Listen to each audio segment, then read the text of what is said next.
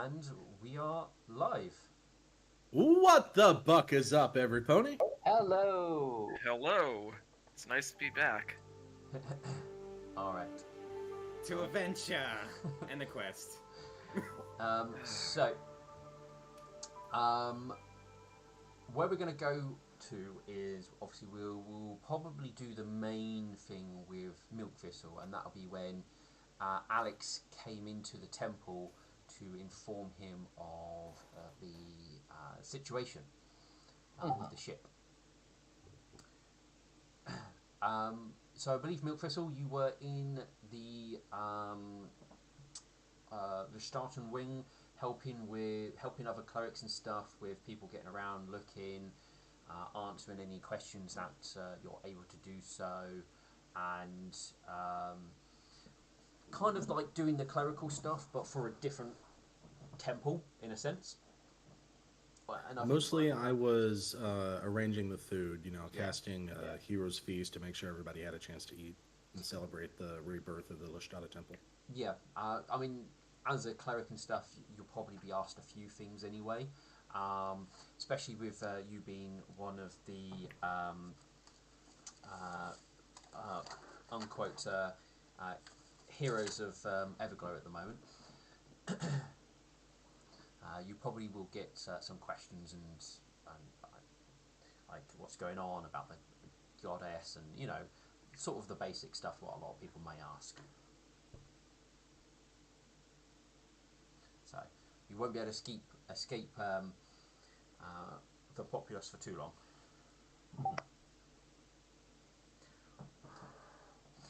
But you would have probably maybe a little slightly annoyed looking Alexandrite come up to you to find you.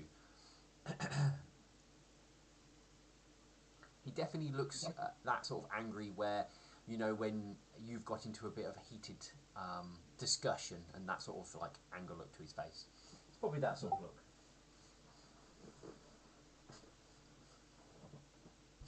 Welcome back, Alexandrite. Thank you. We need to talk. Milk Thistle pauses. His normally peaceful misdemeanor is a bit forced, but he holds it. Do we need privacy? Uh, Probably not. I think this will be safe enough information. What's happened? It seems that the council has. I'm trying to think of a word now. Commandeered? Yeah, commandeered our ship for a secret mission. If we want to be a part of that mission, we'll need to actually go to the a meeting tomorrow. That's not possible. The ship has been financed by us. It is our ship. Well, they say it's property of the city, which technically it is. And how do you know this? Well, he'll pull out the legal documents. Milk Thistle reads them over. Um, Basically, it's highlighting one of the laws within the city that in times of war or in dire straits, that the city or the empire can use any resources at its disposal to to aid in the defence of the Pony Kingdom slash city. And it does indicate that in this situation, your one vessel that it does indicate is property of the Luminance's library is being commandeered to fulfill such obligation. After reading this over, Milk Thistle lowers the paperwork. Do you mind if I hold on to this? If you need it. And he'll stow it away in his bag. When is this meeting going to be taking place? Tomorrow. What time? He'll give the time that he was given. I believe it's in the morning, so.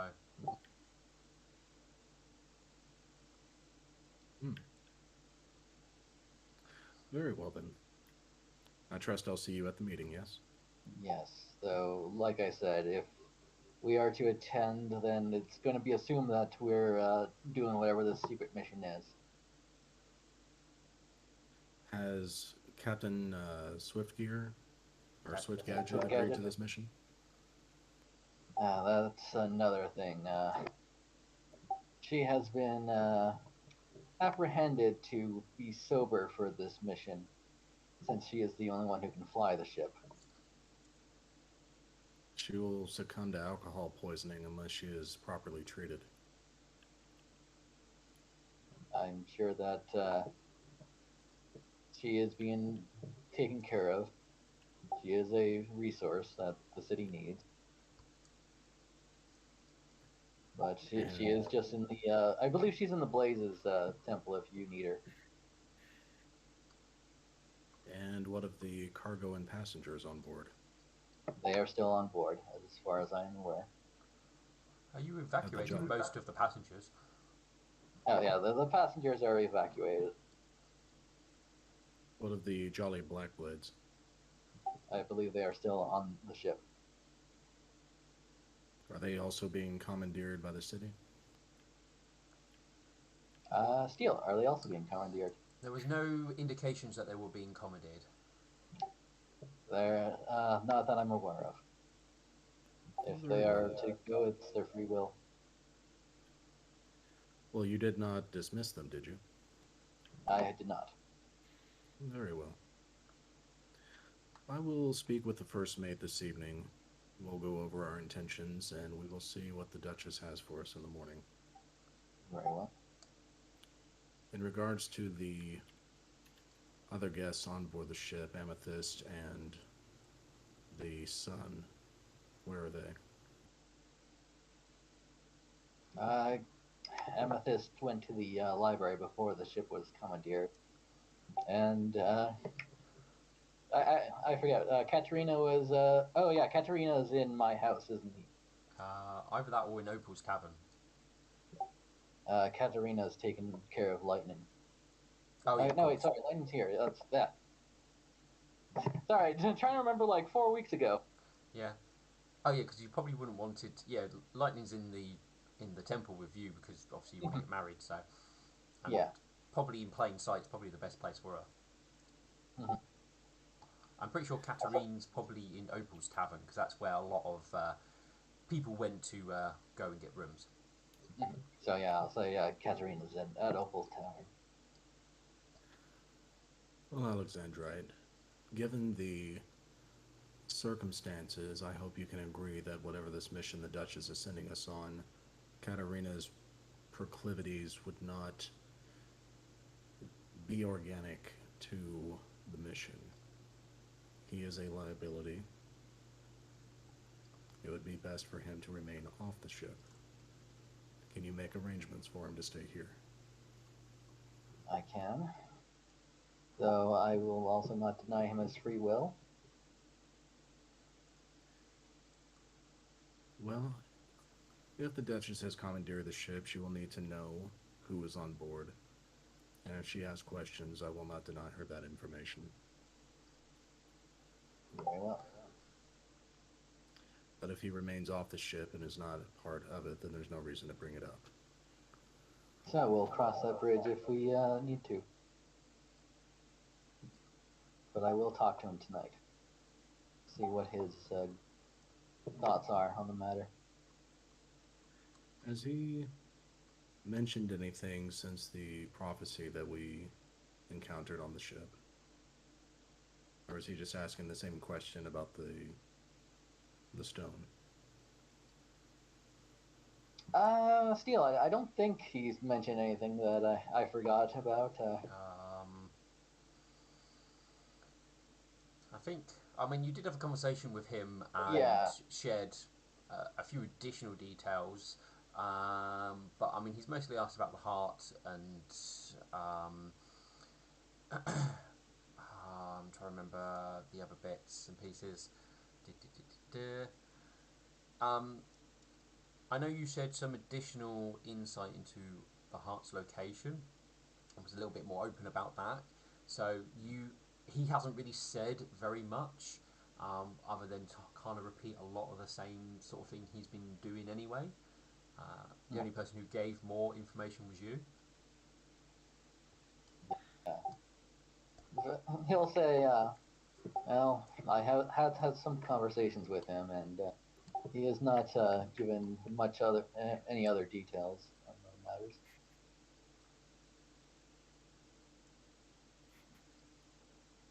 I'm gonna roll sense motive on Alexandrite. He's not All lying. right. Yeah. Well, he says he's not given many other details, and if this is meta, I'll accept that and not roll. But I think Milkthistle would pick off on omissions. No, I mean, you asked if he said anything, and he goes, he hasn't said anything else, meaning Katerina. So, But he did mention additional details. yeah. But Alex is thinking about Katerina, not himself.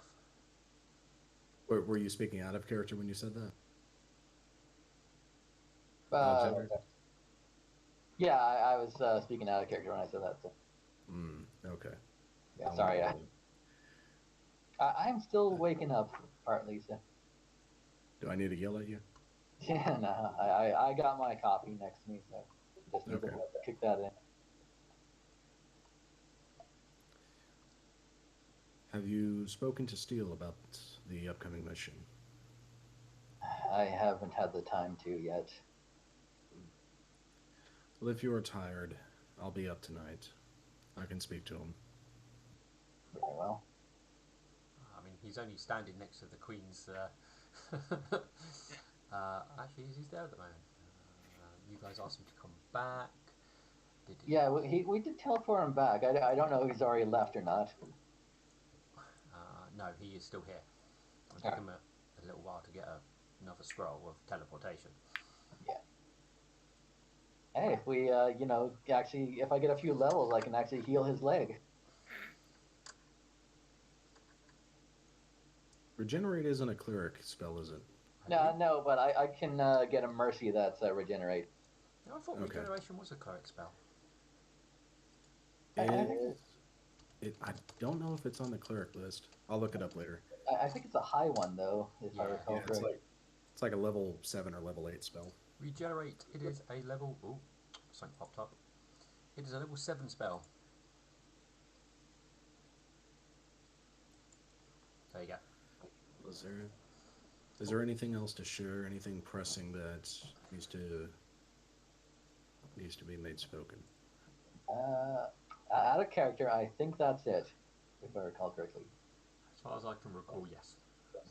That should be it. May I ask you on something of a private matter, Alexandrite? Very well. Do we need to step out for this? It's more of a personal matter. You and I have not seen eye to eye on many issues. That is correct. And yet, whether it be fate or our own decisions, we are still working together, are we not? That's true. And while our methods may differ, we still share the same goal: defeating the Stag Lord and restoring the kingdom. Do you agree? I agree. Then I hope that no matter what differences we face between ourselves, having a unified goal will keep us on the same side.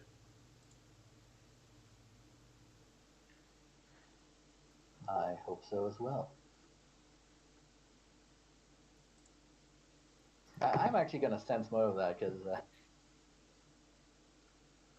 All right. Yeah, since it's between players, it would be public, right? No. Technically, the only person who needs to see them is myself. Oh, okay. Actually, no, wait. No. The person who, if they're bluffing, that can be secret. And whoever's sense motive in would be public. Would that... No, because then the person knows if... No, make them both blind to me, and I will tell the person who is bluffing, if they are bluffing, how much to reveal back. So Okay. I will let Milkfizzle know if you succeed or fail or whatever, and I will let him to give as much information as he thinks you should receive based on how good your sense motive was. All right.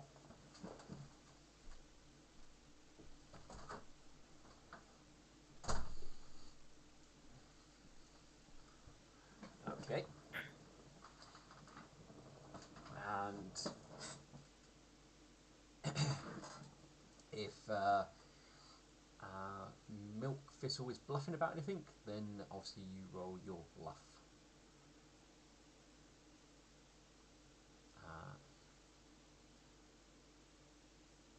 Okay. I mean, obviously, So it if there's not technically a bluff, but there is a hidden intent. Would that Yeah. still count as a bluff? I don't think there's deception in this system.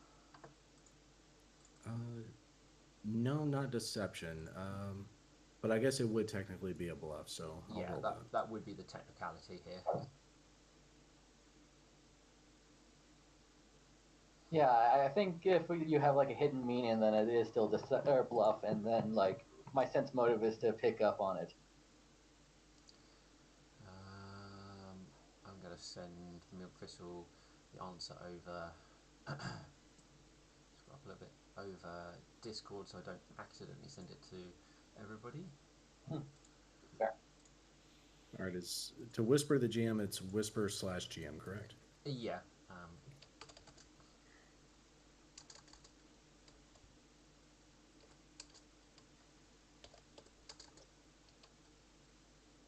Nope. Oh well, shit. That didn't get hidden at all. It's not Yeah. whisper slash. Is it slash whisper? Yes. Yeah. I mean, I didn't see what it was and I deleted it, so I don't. But I don't Yeah. know. Don't worry. I didn't like read it. Well, it's still there. I've deleted it now. Yeah, it's gone now. And I didn't copy it. Oh. Sorry. I had another message I was typing at the same time. That's why I saved that instead. I mean, didn't look like a super long message, so I think you can probably just. This is the way I do my secret stuff in Discord. So slash whisper, and then GF.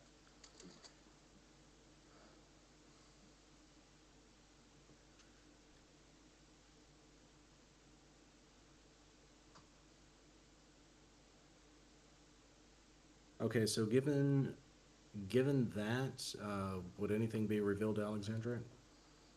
As far as I'm concerned, no. Okay.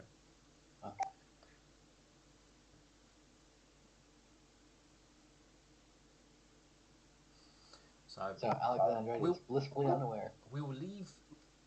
You can have whatever sense of what made you sort of have a slight sense motive in the first place. That is literally all you've got. All right. Because you got nothing back. If there's nothing else, I will take my leave then. Good night. You as well. And Alexandrite will. Let's see. Was Amethyst already gotten, or should I do that now? Amethyst is somewhere in the city, basically, at this moment in time. Yeah. So yeah, I'll get Amethyst and Katerina and tell them about the wedding and invite them. Okay. Got to do all my running air around. Yep. You go and do all the legwork, or the hoof work. I should invite Opal as well. Opal's currently in the process of preparing for a wedding banquet. Mm. So All right. they will be a bit busy. Fair. As they've been hired. Trying to think of anyone else who I should probably invite to the wedding that I've forgotten about. Well, Swift Gadget's currently in cleric jail. Yeah. Thunderclap, I'm pretty sure, is going to be there. So will his sister. That Duchess is probably busy. Yeah, I mean the Duchess is unlikely to attend a wedding like this. At least this quickly put together. Yeah. I mean, if it was a Oh, bit that more is like grand and planned, then she probably would show up. But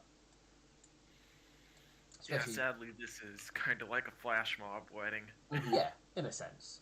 I mean, given it's two champions who are getting married, it is kind of big, but because it's so almost sudden, very quickly happening, Yeah, well, it's it's very last minute. yeah, a little bit on that, but there's no like behind the scenes planning from like the government or anything like that. It's Yeah. kind of you guys have done this off your own back and haven't really spread too much of a word about it. You've kept it low key, so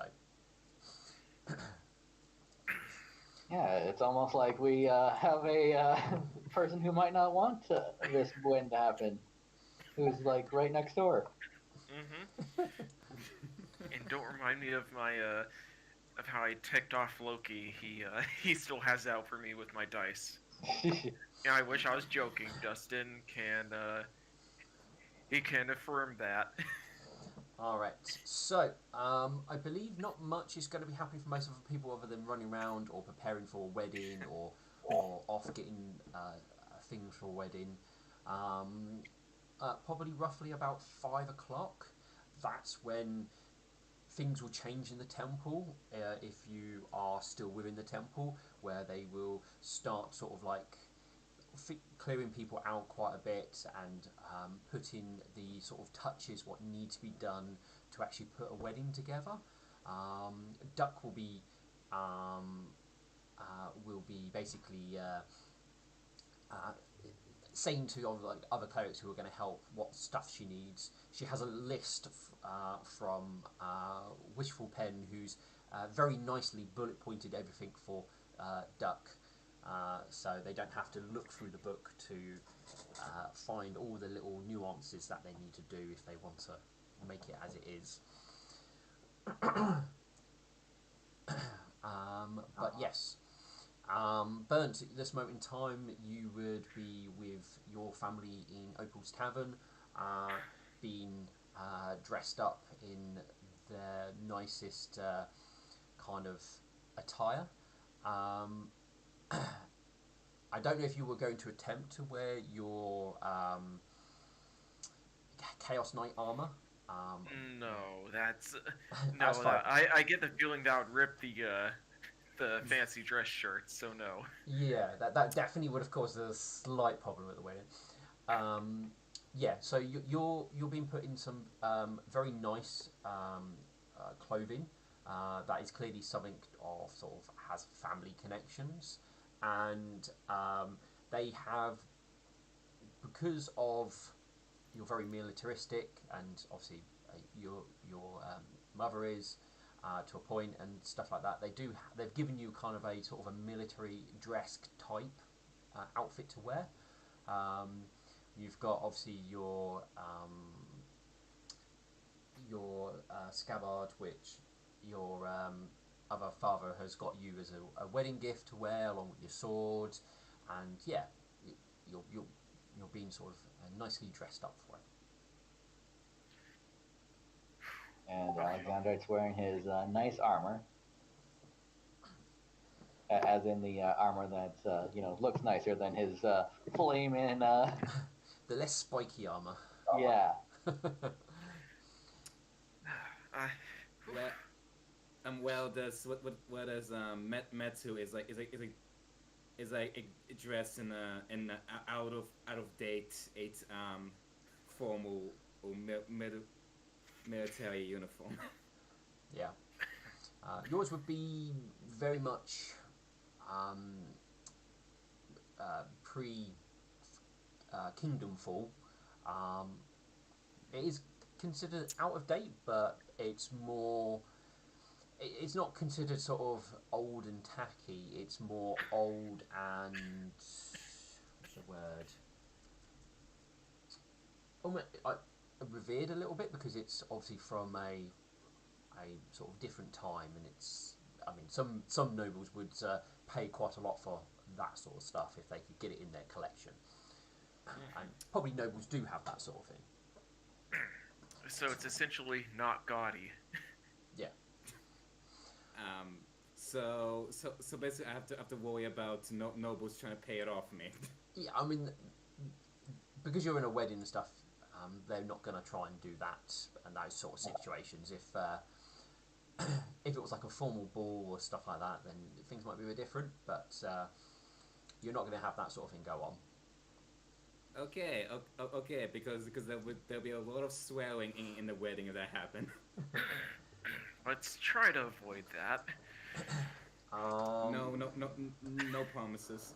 So obviously, Alex and Lightning will be getting ready for their own sort of their own personal wedding, I believe, after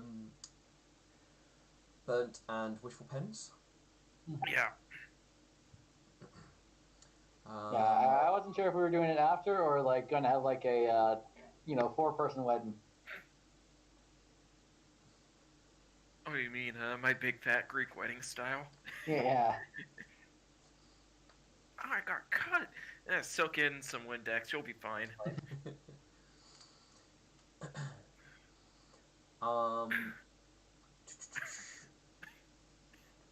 But no, so obviously crowd is starting to be kind of like ushered out.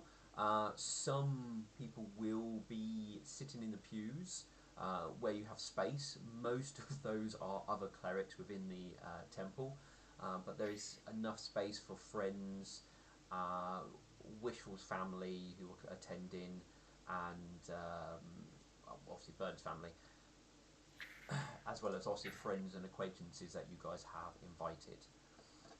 Of the funny enough, the temple itself, the chairs, people do feel like they're almost sitting on kids' chairs in a lot of places, because they are more catered towards the smaller ponies. Mhm. So the chairs will need updating and what have you. That should be perfect for metal then. Yeah, I mean it's you don't feel they're not like you're still large because obviously you're still medium sized for you, but Yeah, not as much as you everybody don't else. sit in the kindergarten chairs. Yeah, It would like it would like at least be more comfortable for me than a normal size pony. Possibly. Milk Thistle, was there anything special you were doing in like the final preparations, or were you just assisting with setup and stuff? Milk Thistle would need to send a message, speak to Steel Prism, and then speak to the Jolly Black Blaze, but he wants to make sure he's there in time for the wedding ceremony. Oh yeah, there's plenty of time for that. Alex would have come to you like at about 1 o'clock in the afternoon, and the wedding's going to start about 6. Okay. Then, So since we're already in the temple, Milk Thistle would reach out to Steel Prism. I mean he's standing guard at the Queen's thing. His armour's looking very much, well, he's looking cleaner, and though still bearing a few fresh scars, and his armour's not looking as battle worn as it was. Good evening, Steel Prism. Milk Thistle. I understand you're eager to get back to the front line, is that correct? Well, currently they are on their way to Bits and Bolts, so I'll be returning back there to make sure the soldiers that came with us and the civilians and stuff are set up, as we might need to ship down supplies to Bits and Bolts because, well, they are clockworks. I do not know how much resources they will have for something a large influx of Persians. Milk Thistle steps closer and speaks in a soft tone so they can't be overheard. Our airship has been confiscated by the city. They intend to send us on some kind of secret mission. I don't know what that mission is precisely, only that it will be in defense of the city. to understand that if we attend a meeting that covers the details, we are to volunteer for the mission, whatever it is. I'm hoping that if you and I speak to them together, we can convince them that it is the best interest of the city's defense for us to confront the Stag Lord. Hopefully that will give us enough time to use the airship while we pursue a means of purifying the heart. Will you be able to attend? I can accompany you. So, you want to convince them to attack the Stag Lord? That's...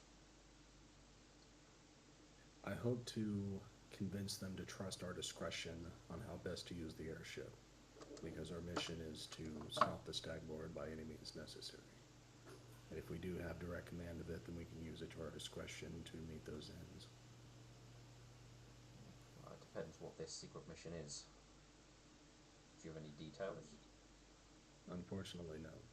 We won't know until tomorrow morning, and by then it will be assumed that we are going on this mission. It sounds like to me that their mind is very much made up, and it would be difficult to sway them. Perhaps. But this is also being done without Lord Crystalheart's input, to the best of my knowledge. I'll be speaking to him later this evening to find out if he knows. Well, if they're acting in the defence of the city, then last time anything like that was used was when the dragons attacked.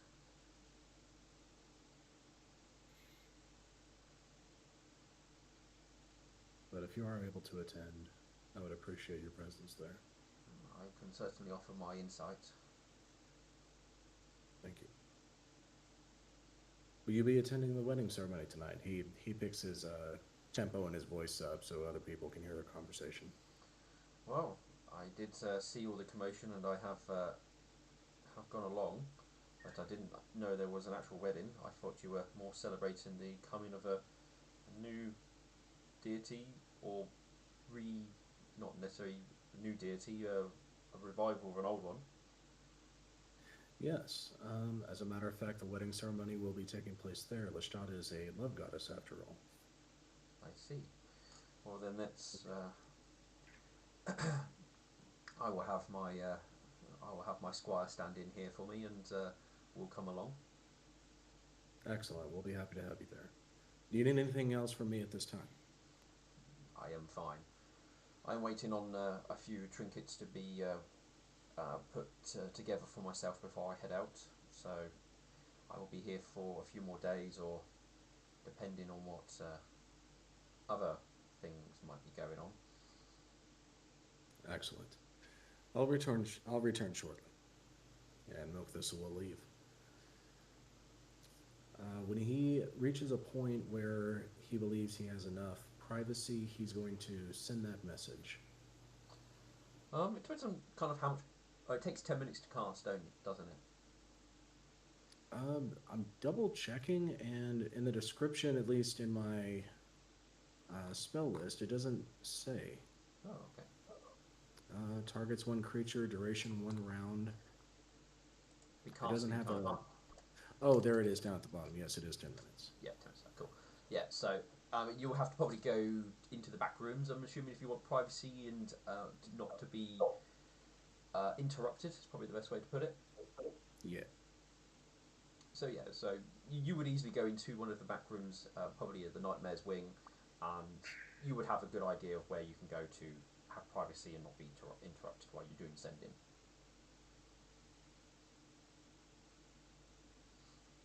Oh, there we go. Alright.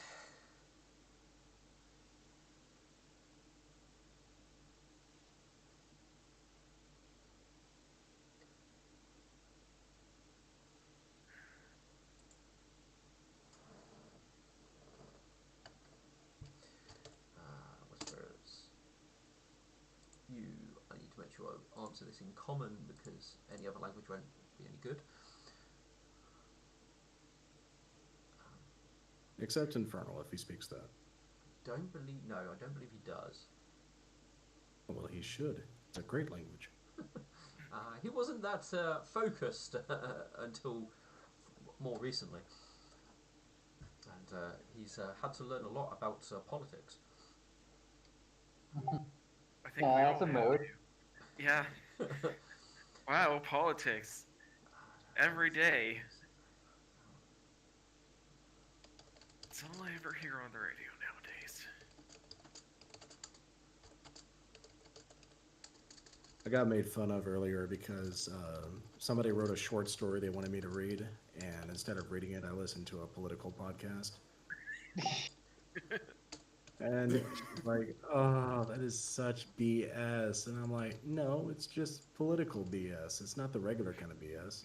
In It's fact, I heard a couple of good one-liners today. No, no, no, they're really good. Here's what was said. No, no, no, no, no. She God, hates that that. that sounds like the kind of reaction I would have. Well, I can tell you, in my home country, we have a lot of political BS against us specifically. You're from Brazil, right? Um, I live in Australia, but I'm from Macedonia. Where's Macedonia? I never heard of Yeah, it. I'm sorry. Like, this is It's me next having a to- pea brain, but I don't know where the hell that is. It's next to Greece, and it's below Bulgaria. Oh yeah, Greece and Oh. Bulgaria. That is. That's a hell of a way. Those countries need to chill out. Yep, they are definitely not chewing out on us. That's for sure. Was it just that one? Yes, just going to the one individual. Okay. No, was that the only message you were planning to send this afternoon? Yes, because I can speak to Midnight Vision later on tonight. Um, I believe he'd probably be one of the people, at least bearing witness to the ceremony, because most of the heads of the temple, minus Kara, is and I believe the Blaze as well are not bearing witness. Oh, what a shock. Kara's not coming? Yeah. Kara is strangely absent. Hmm. We still need to deliver their assassin back to them. Yeah, you still have them in a bag somewhere, I think. Yeah. The ship. Yeah. I know. I think it's in somebody's bag of holding, or did that? Well, am I misremembering? Or you just put it in a duffel bag and put it somewhere. The guards Last I come along and go, recall, "Why is there a dead body here?" I don't know. last I recall, Wishful Pen had cast Gentle Repose upon it so it wouldn't decay, and then Yeah. we wired the jaw back on, and we had it wrapped up in like a burial wrapping, like some kind of cloth tarp. Oh yes, yes you did. Yeah, so it's probably on the ship Right. wrapped up somewhere. Yeah. Just imagining some guard just gonna find that. Oh. They'll be like, yeah, just leave it there. We won't question what they're doing. Find a body with a jaw wired back on. All right. But yeah, all of the heads of the temple are going to be there, minus Kara and Blaze. I wonder why. The unspoken one, possibly. No, I'm feeling they'll probably be there because they're a bit chaotic, so they'll probably add their own flair to things a little bit. They Yeah, definitely I was gonna say they're the life of the party. yeah, I was supposed to say they'll definitely have a rather For outstanding better outfit. and for worse. But yes, things will be coming together. There is a lot of like wheat brought in, and it is sort of placed in various places. There's a lot more symbolization. Well, a lot of the fineries, the artwork, the statues and stuff are sort of restored to the point where they can mostly be seen what they once were, or at least put back together in a way where it's tasteful. And any of them which are really badly damaged have been obviously removed, ready to be restored. And as everybody comes in, they're all given a bag of dried rice, with the instructions that when the conclusion of the wedding, or the ceremony, and the two couples have become joined in matrimony, everyone is to throw rice over them. And so that's when you. So that is expected of everybody within the hall. So they're going to get showered with rice. And there's definitely a few individuals are instructed that you are to take the rice out of the bag and throw it, not throw the whole bag. I'm pretty sure that someone somewhere has done that on accident before. I was thinking about that. Most likely, an unspoken worshiper Yeah. would do that. Thank you for that, Steele. I kind of needed a laugh. All right. But the preparations have mostly sort of coming together. Before we start the wedding, I'm going to quickly nip to the loo. So that will give us a few minutes of break. And when I return, then we will get going. So, Alright, I shall be right back myself. Yeah, it's gonna I'm pop us guilty as well. on the Be Right Back screen. Yep. I gotta see him.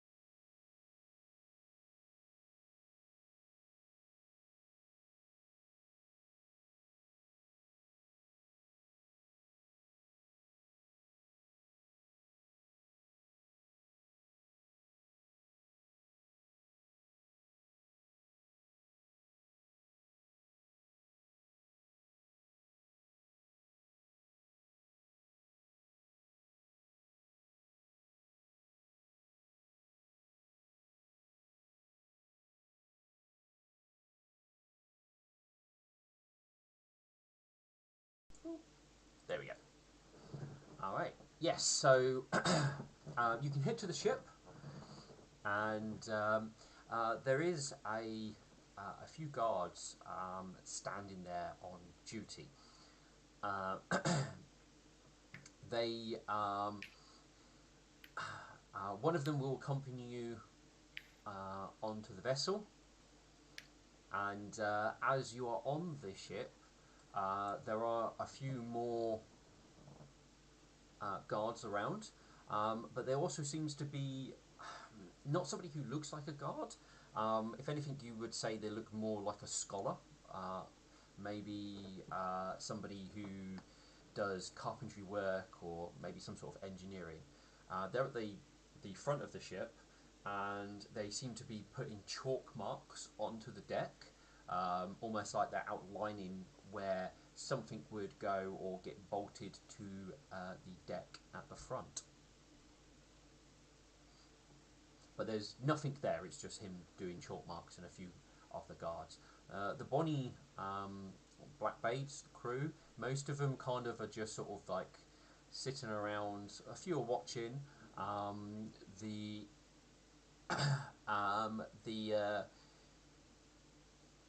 the first officer's on deck, but the captain, Bonnie Blackbait herself, is not. Milkthistle will walk up to the sentry guarding the gangplank. Mm. May I step on board? He has a look at something and goes, "At the moment, you are able to enter." Thank you. And Milkthistle will walk to the deck of the ship. Walking up to the Bonnie Blackblades, he's gonna ask where the first mate is. Oh, the first mate's there on deck. He's part of the. He's one of the crew members who's watching the scholar doing whatever he's doing. So when you say captain, did you mean the leader of the Bonnie Blackblades? Yes, I did. Okay. Yeah, I was referring to the leader as the first mate, because Captain Swift Gadget would have been captain of the ship. Yeah, I know what you mean. There is technically a captain and a first mate of their crew. So yeah, just for a little bit of confusion. You all seem to be here, except your captain. Where is he? She's just below deck, sorting out a few bits and pieces. I don't know. We don't really know what's going on, so she's clearing out some of her stuff at the moment in case we need to get out of here. Because well, it seems that this city's taken over. You'll get your answers very soon. I'll speak with your captain, and hopefully we can get things worked out. They'll walk below deck and look for the captain. They will be in the crew quarters, along with at least two other of the crew who are basically just in the process of talking and sort of like putting together their basically their personal effects that they brought on board. There is a guard who is sort of not really watching them very closely, but standing in the dining area with the door open as they're packing up. Milfis will call out to the captain. Captain. Oh, she look. Hey, Milk Thistle. Yes, a moment, if you please. Yeah. Well, fair enough. There is not much else going on here other than being stared at. Have you been detained or conscripted? No. I've mostly made sure we've not touched anything or tried to remove anything they don't want us to remove. Oh, I see. Let's you and I step over to the engine room. Just a moment. The guard would follow you to the engine room.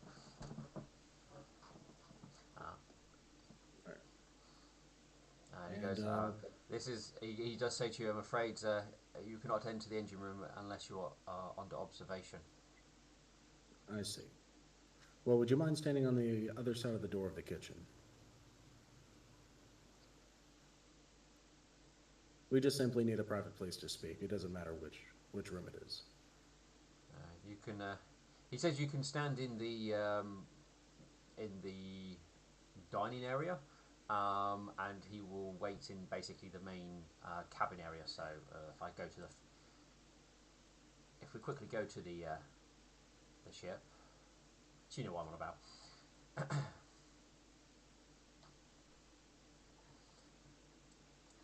Where are you? Oh, you're there. So if if you basically have your meeting in here, he will stand on this side of the door, basically. Okay. Does he allow me to shut the door? Yeah, he's okay with that. Because Okay. all you could do is basically go up deck, come around the other side, but he's basically opened this door to ensure that you don't try and sneak into the engine room. Okay, that's not a problem. All right, so Milk Thistle will lean in closely to the captain and speak softly, just making sure the voice doesn't carry too far. Yeah, that's fair enough. All right. Well, I'm certainly glad to hear you are not detained or conscripted. They seem to be more interested in Swift Gadget more than anything. Yes. Though they did have us remove all her, well, find all her alcohol stash, I should say. As the ship has been confiscated by the city, and the city intends to use it for its purposes. To the best of everyone's knowledge, Captain Swift Gadget is the only one who can properly operate this ship, so they require her. If you would like to continue being the sailors aboard this ship, I can certainly put in a good word for you. You would be on the city's payroll after that. Depends what on earth they're going into. Some sort of suicide mission, obviously count us out. I would not purposefully put myself in a position to die needlessly. You going on whatever mission this is then? Yes.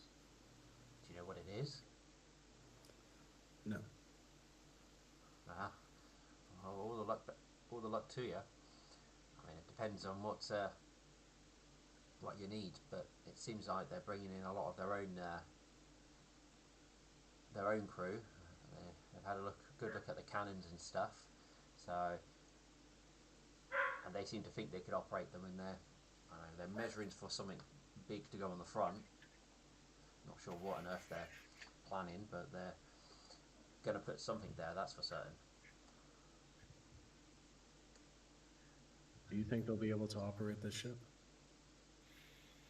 I mean, it doesn't take too much operating.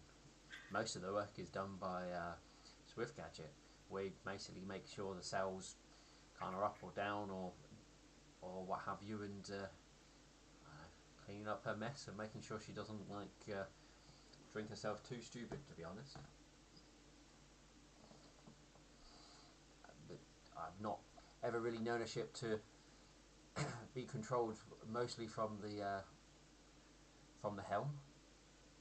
I mean, we're not too much needed, but other than help keep it in a better maintained state.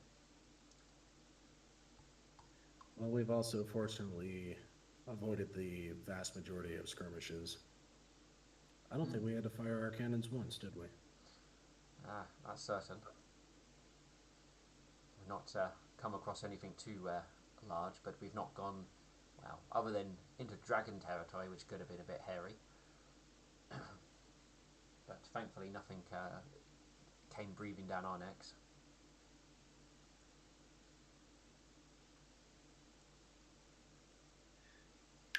Can we count on you to continue being the crew of this ship? Or are you intending to resign? Well, like I said, as long as it's not a suicide mission, then if you need us, I mean, we're here. I'll let you know in the morning.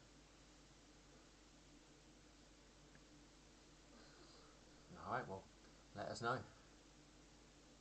At the moment, we have our things packed and ready just in case we're shipping off, but ideally we want to lift back to civilian tides if we're being thrown ashore.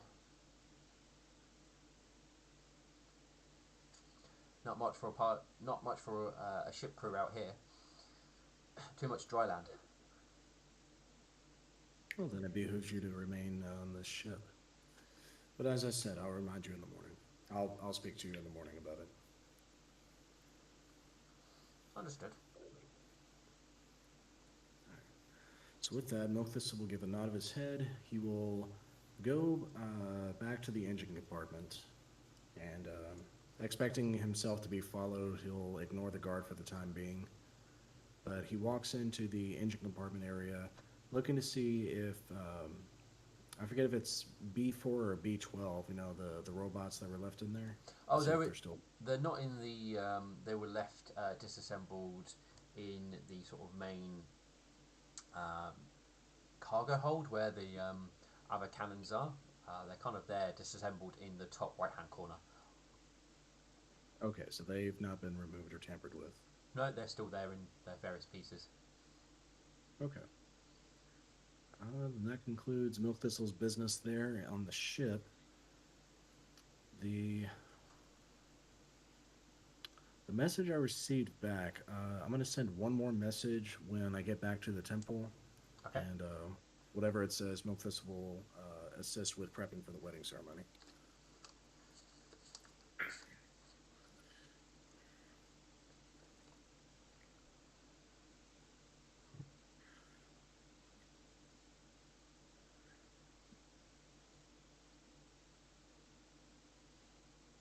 All right. I mean, it won't take you long to get back to the temple.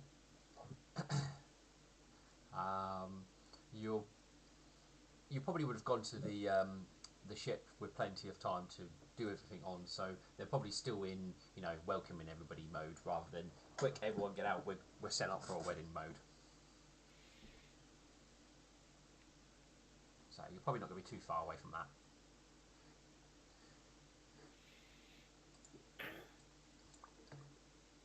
Okay. So yeah, go into the back rooms. I send that message. Where is that? Here, or is it? Yes, it is. Do.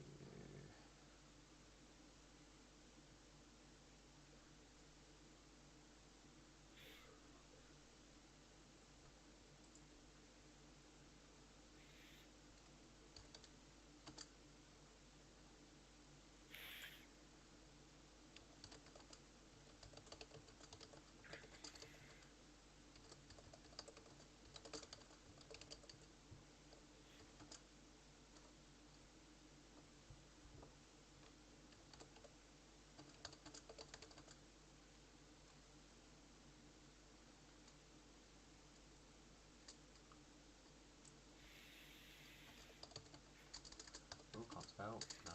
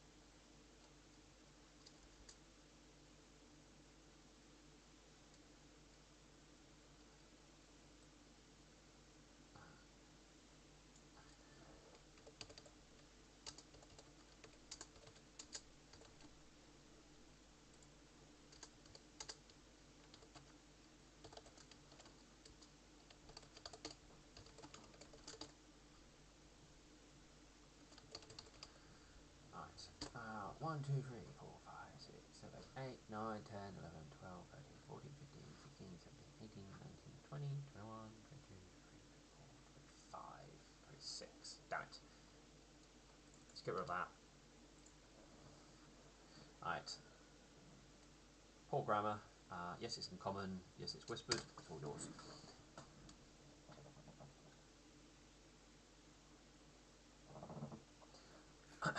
Alright.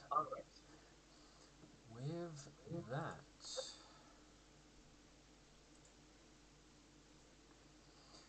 So, the various people will obviously arrive and start taking seats. There's still quite a lot of people around gathering up.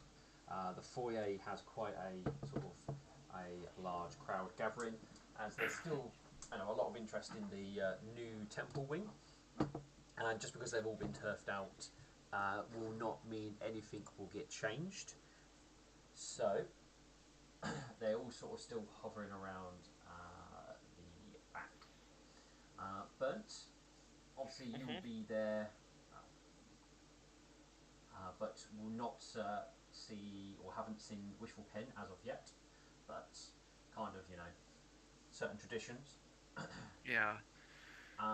You would obviously be up the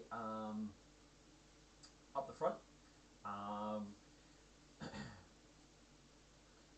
with I believe Alexandrite you selected as your best man. Yeah. Yeah. Okay, cool. Sorry, just a bit of anxiety here. It's like, great.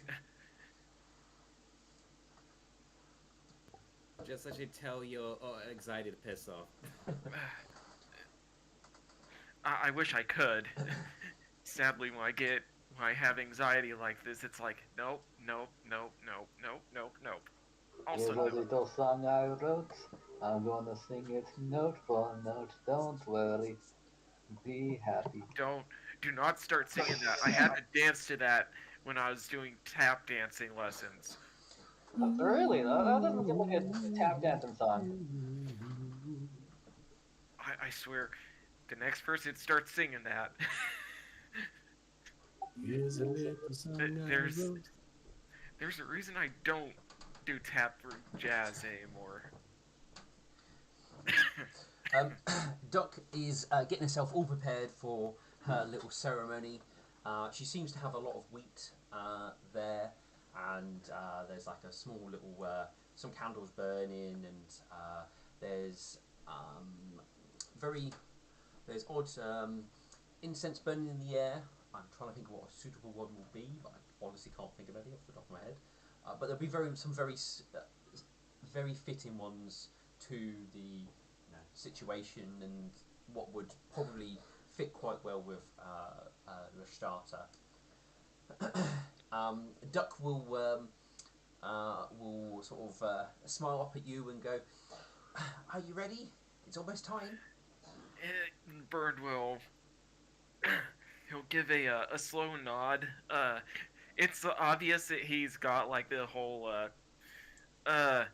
nervous anxiety thing going on, but he's making himself relax, even though it looks like it's a bit hard for him at the moment. He's like, yeah, I'm ready. He just sort of lightly taps a hoof on the floor, just trying to get the anxiety out of his system. She turns around and says, "Don't worry, you've got this," and sings a nice little sort of, nothing too extravagant, but a nice little happy tune for you, and you momentarily have inspired courage. I wish I had that in real life right now. As she's a bard, so she's going to give you inspired courage for a short period of time, just to try and make you feel better. All right. You don't have to activate that, but Yeah, no, I know. I'm just like, okay, brain. I know we don't get along very much. Help me. but after obviously things are getting a little bit, people talking and what have you.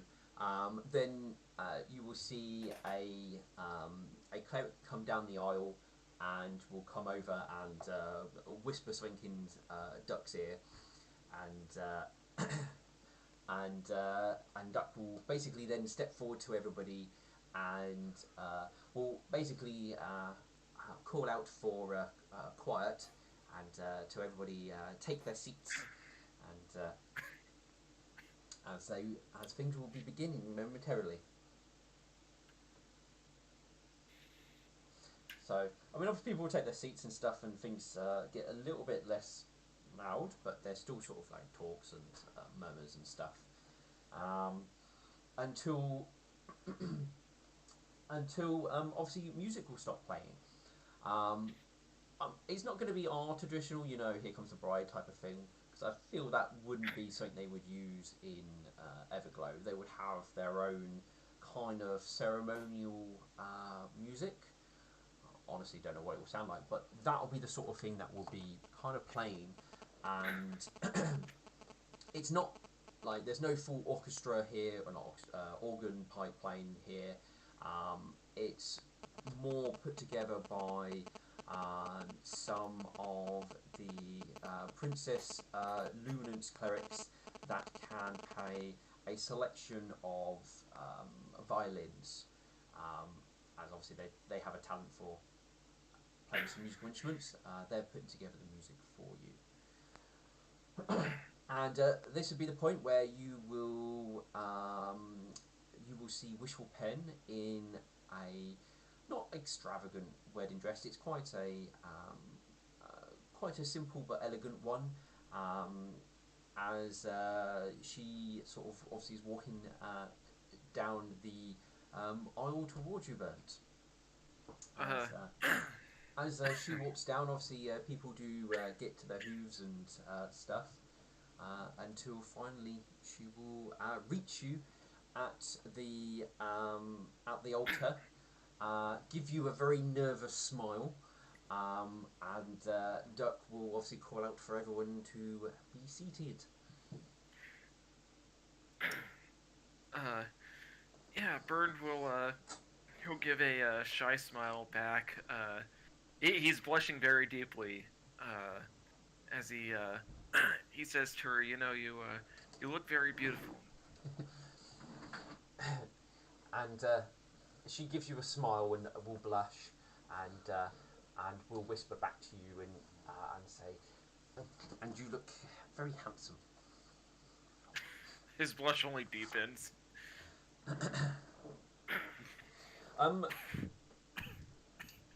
Duck will obviously go into like cleric ceremony type things. Though she talks about Lestarta, because obviously many people still don't know about her, telling everybody that she is the harbinger of love in its many forms. She brings community together and bonds family tightly, and this is what obviously brings everybody here today, as that they as this ceremony will bond together the sparks behind lovers, as they gaze into one another's eyes that has brought them here today to bind them together as a family.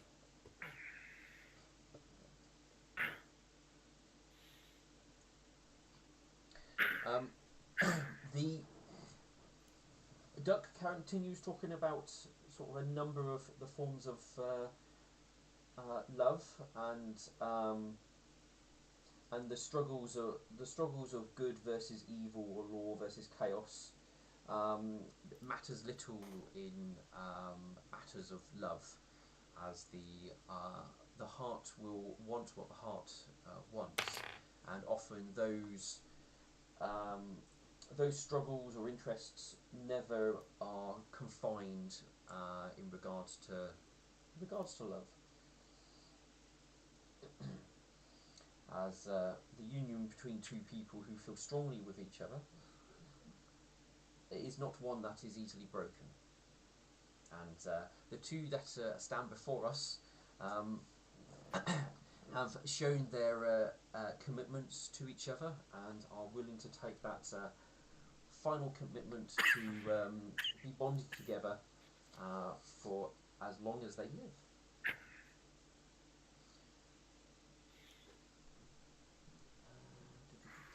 What else will be worth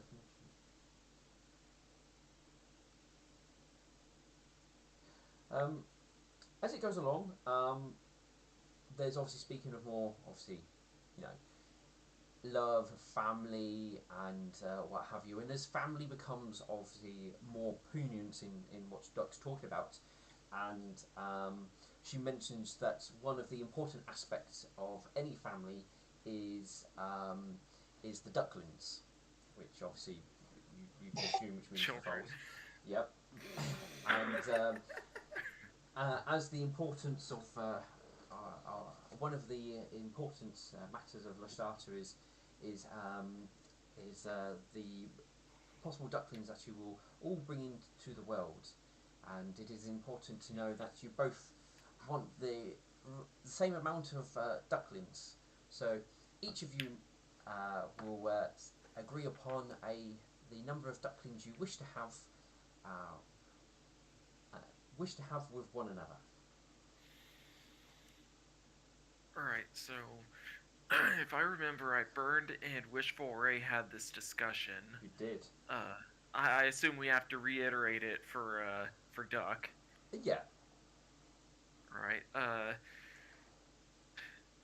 alright, let me know whenever I can, like, do this. I'm just like, oh god. Yep. I mean, what am I basically, doing? it's put out to you. Ducks indicated to you and Wishful to obviously say your answers. There's no indication Alright. of who speaks first or anything like that. It's almost like she might be expecting you to say at the same time, or one after the other, or something like that. Alright. Burned will look to Wishful and say, shall we say it at the same time? She gives a nod. Okay. And he's gonna speak out in unison with her. I think, out of character, I think we both agreed on 2 Yeah. for the start. That is the number she is about to say. Alright, yeah. I'm trying to refresh myself is all, as a player, because it's been like a month. No, that's fine. I was going to see if you were going to ask or just say a number, and I was going to hopefully hope it was the same one I was about to say. Yeah. Yeah, no, he, as he speaks with her, he says 2, just like she does. Yeah, she says 2 as you do. And as she does say 2, she does blush a little. Yeah, I mean, Burned is still blushing at that. Yeah. And Duck does then speak once again and goes, as with traditional Lustarter ceremonies, with the speaking of the numbers of ducklings and both agreeing upon the same one would bind them together in their ceremony, but but each of them wish to speak their own individual small vows with each other. Alright, Would you like to okay, go first, Bent? Yeah, so, character, okay, I have something ready, but it's a little bit on the long-winded side, so I'm just gonna take, like, 2 of these things and just use them, and there was I did some research before a game, and I found a poem that actually works really good for this situation. So, he is going to give Wishful Pin a, sorry. Oh man, my character miasma was kind of creeping up on me. That's He, fine.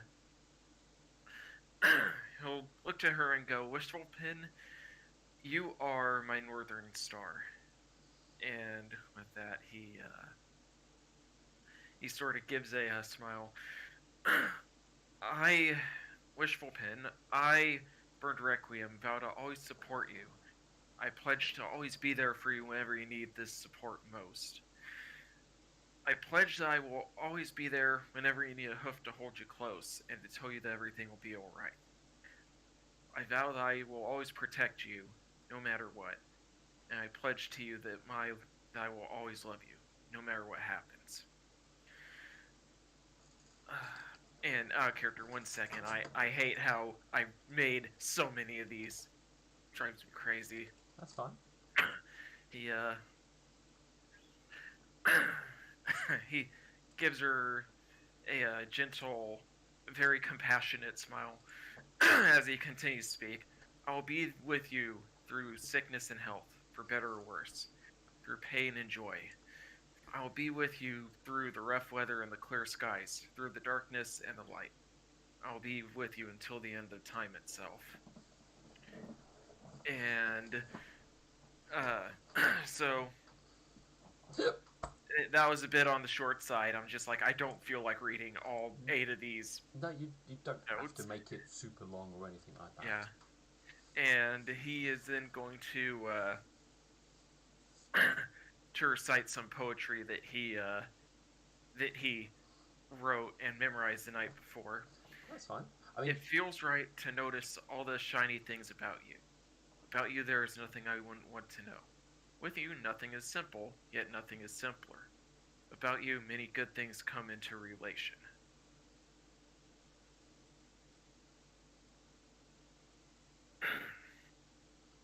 And that is it. That's it for me, Steel. I'm just like, nope. that's fine. You finish your wedding vows, and then with that, obviously Duck will then turn to Wishful, and Wishful will smile and clear her own throat as she sort of speaks, and you can sense that she's also just as nervous, and there's a little sort of quiver in her voice as she's also sort of saying these words.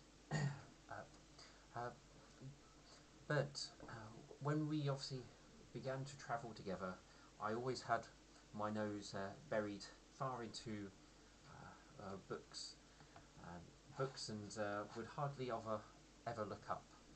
But since you've caught my eye, I've always found myself no longer able to be buried in my books.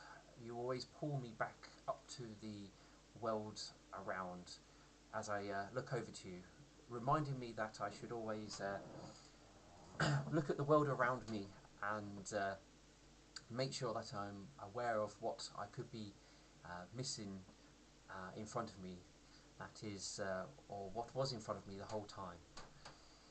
And I promise to obviously always love you and to make sure that through the ups and downs that I will always be there for you and to support you and to make sure that no matter how deep I may be buried in knowledge or research, to always pop up to come over and make sure you ground me in Everglow, as you seem to have done so since we have begin since we've been courting. You will be my route, and I will support you on as you support me on for as long as we both shall live.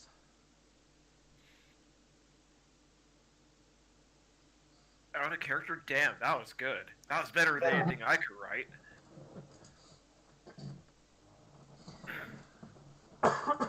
um, as she finishes and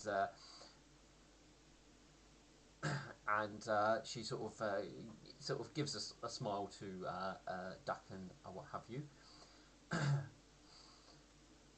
and this is when Duck will step forward and to talk to the audience, and now to seal their to seal them within their bonds. Um, we are now to shower them with the stars from the heavens, as she indicates, as she takes, opens up a bag of rice and basically takes her own scoops and basically throws it up in the air near where you are. At which point, you know that the rice is coming. um, but also, Duck will start to burn some wheat as well, while this sort of is taking place. And she does stand just sort of behind you, sort of waving sort of the wheat up around you as the flames sort of move and sort of create a shape of a heart as rice is basically just like thrown at you. This, if I may, out of character, this does kind of feel a bit not awkward, but a little on the, oh, okay, this is happening side. Yeah, well, I mean, strange traditions. Yeah, yeah, definitely. All right. Gonna charge my rice with smite. um, um, with with that, Duck, when obviously the final bits of rice have been thrown, I'm certain that one person did throw the entire bag, because there's always that one person. Again, I'm again an unspoken worshiper. I was gonna say, Metal, was that you? Nope, nope. She was not a part. She was in the audience. I was gonna say, out of character. Seems like Metal's trying to get something across there. No. She would be in the audience and like the second row on the front because of a short height. Well, Yeah. and also you would be considered a friend of the grooms and bride, so you would kind of be up front. Yeah, but she'll still sit with the audience though. So Yeah, that's fine. because she doesn't consider them friends. So Yeah. So with that, Duck will say, "May they forever live happily and have many ducklings together." Oh my god. Chances are, Milk Thistle, you're going to notice this first because you've got crazy good perception. Yeah. You kind of notice the rice is starting to do something really weird. It's moving under its own steam. That is unusual. Yeah. Milk Thistle's gonna pick up a single grain of rice and look at it closely. It sort of looks ordinary, and then it kind of starts to roll off your hoof, like it's moving towards the edge to move towards where the rest of the rice is starting to collect. Just kind of not like next to Burnt and Wishful, but like probably about 10 feet away from them, which is just down the aisle what leads to the exit, basically. About 10 foot away. That's where it's all sort of collecting. Milk Thistle, did Milk Thistle get a front row seat? Yeah, I would have thought so. Unless you want to hide at the back. Now you get the back. Too bad. I hope stay on the back row, Colt. Oh man, I wasn't gonna go that far, but Yeah, that. Holy Milk- crap. Milk would have politely declined a back row seat and walked to his seat up front. Anyway, Milk's gonna approach Duck and say, "The rice is moving on its own. Is that normal?" I don't know. I've not ever eaten much rice. Okay. Milk Thistle is going to watch very carefully, expecting some kind of attack, but he's not going to try to cause undue alarm. Yeah, so I mean, you getting up, going and have a quick whisper to a Duck. The rice has moved. Most of it is now moving and almost piled up with it, and it's starting to glow, kind of a pinky color. And maybe the point, maybe you're starting to get a little bit concerned. There's a kind of a bit of a flash, which kind of like dazes most people briefly. before you kind of blink a few times and you're, the spots you see when you suddenly have something very bright go off dissipates, and where all the rice was, you see a full-sized, kind of a little bit bigger than full-size, but full-size nonetheless, bright pink pony, though she has a glow, a pink glow, very similar to what you guys have, but a lot more powerful and a lot more intense. Out of character, I think I know Is this who normal? this is. Let me. Describe what part is normal. Yeah, I was gonna say. I was joking. Oh, okay. And as everyone's probably standing there a little bit like, what? What's going on here? She very quickly will come up to the two of you in like literally one bounce, embracing both of you, which seems very odd for such a small pony, and holding you in a tight hug, which again seems very strong for a small pony, and calling out to congratulations for the two of you, and she is very happy that you two were among the first to be wed within her chapel, and she was able to watch it take place, and she was too excited and had to just come down and see you for real. So, out of character, Lashtada's back.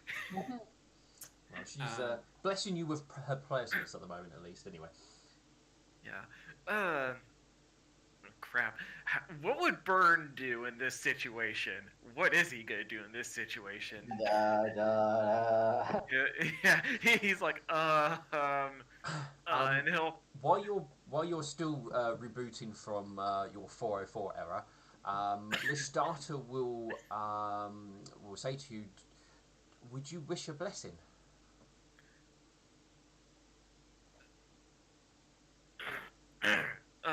Sure. One of her hoof glows quite brightly, and she touches you on your chest,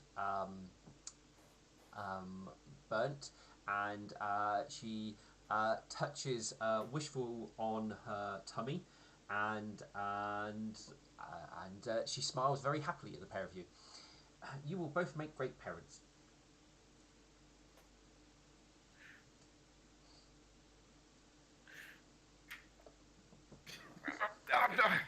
Out of character. Hold on. What? My brain is trying to process this. I'm pretty sure, as a player, I know what's happening, but what exactly is happening? Yes. Sorry like that. What Yeah. happened? It depends. Do you ask Lashdata that, or? Yeah, he'll his his big dumb stallion brain is gonna just he's not angry or anything. He's just like more confused. He's like, "What? I'm sorry. What's happening, Lashtata?" Out of character joke, you got cucked.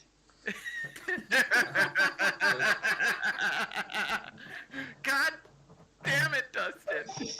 God bless America. She will simply say, "Well, when you next go and dance with each other, it will bear fruit." And it's just it takes Burned Requiem a moment to process this because big dumb stallion.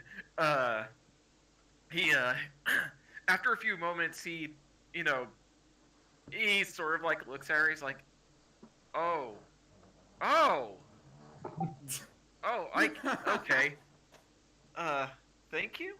He's just like he's it caught him off guard, that's for sure. Was you wanting a different blessing? No. I do appreciate it. this kind of caught me off guard, but we do appreciate it. Thank you. He'll give her a very genuine smile, and he'll hug her back. It's nice to have you back among us. It's nice to be here. Are you the only ones to be celebrating today? Is there any No. others who wish to have blessings, or? Actually, yes. Me and my lover here. Dustin's coming up and going, I gotta be married by the god. Yeah, I was like, oh god. Yeah, now you know how I feel. Get wrecked. Over here, please. Lestarter will happily bounce over to you and Lightning, and will go, oh, aren't you wonderful? Oh, and you already have one on the way. Yes. How wonderful! And He gives a genuine smile to that. and how many are you two planning to have? We're planning on having 3. Oh, how nice. Well, your union is now complete, as she sort of boops you both on the nose. Oh. I mean, Lestarter doesn't just jumps to the point. Yeah, I was like, okay, that was simple. Thank you. That was quick and easy. Yeah. I was prepared to give a speech and such, so I was like, all right. You've already given your speech. She has a baby inside of her, which is yours. That's all what Lestarter needs. That is fair, I guess. Wow, yours was easy. You put the cheat code in, the proper cheat code. Yeah, no, I went to not Home Depot. What's that? The Easy Button commercial. Oh, Staples. Yeah, Staples. Thank you. Yeah. Yeah. Oh my god. Oh my god, that was so bad, Dustin. I mean, I should have started first, and then you could have been steered your thing. Well, it's mostly done over with now. All Bird really has to do is give wish for her wedding band. She does ask. The starter also will ask if anybody wishes to receive a special blessing from her that will allow her children to once again come back to this world. I lower myself from my chair, like I try to hide. No, I'm hiding. No, thank you. I'm not dealing with this. Already had enough of celestial dealings for a lifetime. She does say this offer is open to stallions and mares alike. Oh, great! We get to have Ampreg. She does not. She does not. She does not let you be in a male stopper. Dustin, why? Why do you have to remind me of that? So what you're saying is a male can I become pregnant from her? Yes. Oh no. She's got that big Pluto energy. Oh boy. Well, I mean, I don't want to speak for them, but I think. Hold on, Thumbtack's writing something. Oh, are they listening to the craziness? Never mind. They stopped. But yeah, I was gonna suggest probably. There's that. Yeah, probably does. Oh yeah, I mean, well, I was throwing it out to the players see if anyone wanted to get on board with this before she does turn her attention back to Duck, and probably bless her with triplets. Bird will will look to Wishful. He, gives her a sort of shy smile. This is obviously a part of him that he's been not fully letting out as much as he should have, but he he gives her this shy smile and says, "Well, what do you think?" Um, sorry, she's been sort of watching Lestata on this. What what what were you asking her what she thinks about? Sorry. Uh, yeah, he was asking her what she thinks about bringing Lashtata's children back into the world. Sorry, I'm just like, gah, my brain isn't wanting to work. She goes, oh well, I never thought about such a thing. I mean, it depends. Well, it will be. I mean, it will help bring back something that has lost. I mean, did you? I mean, want to? She says, a little surprised.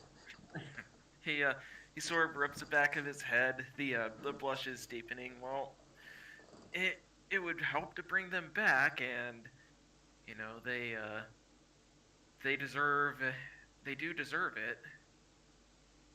And I can't exactly say no to helping others. Well, if you do, then I will support you. He'll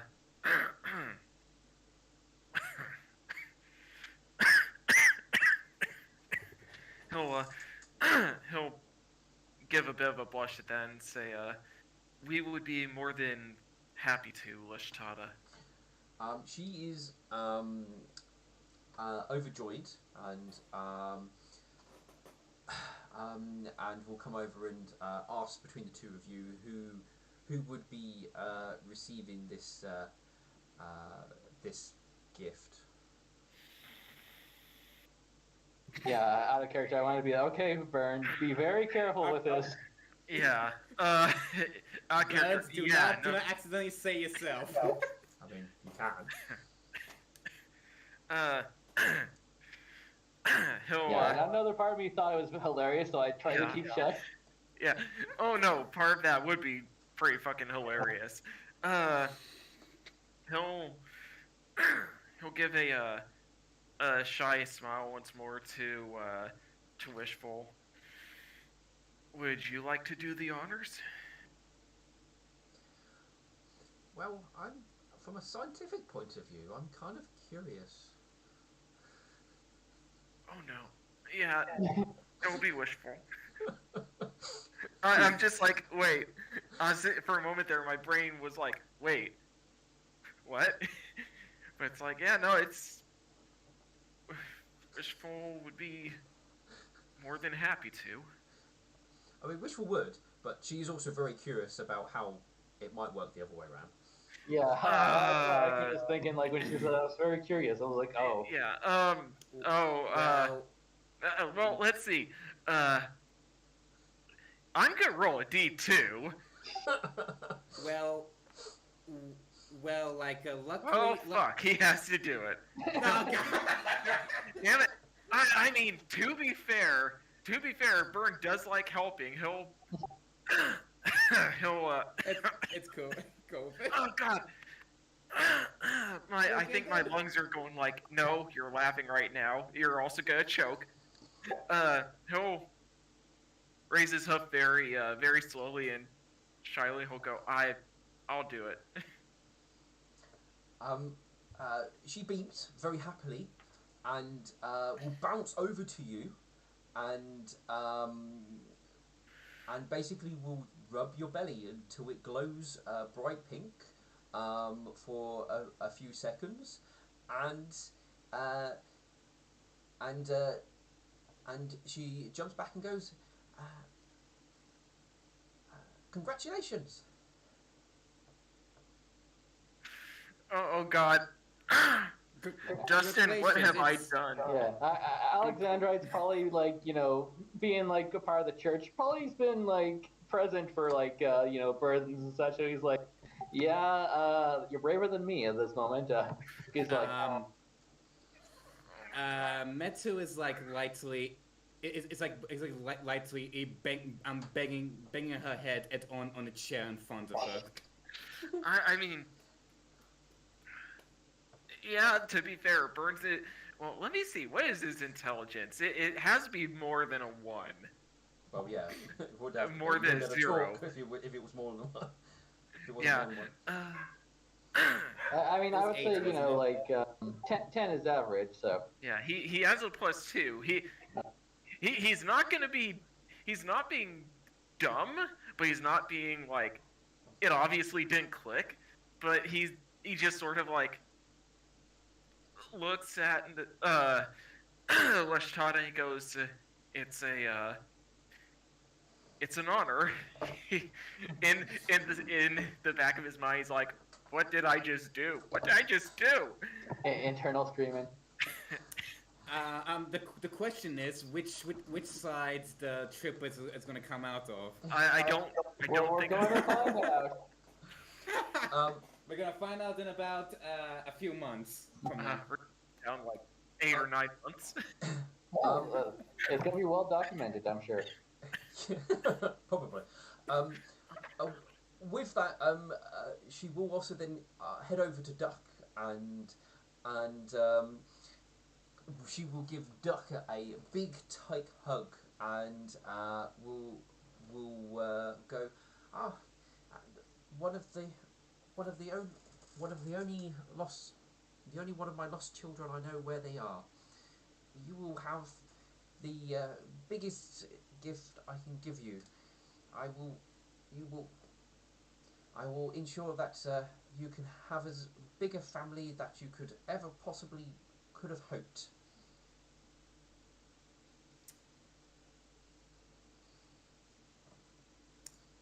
And in like 10 years' time, Duck has over 20 kids. It's like Zerg's.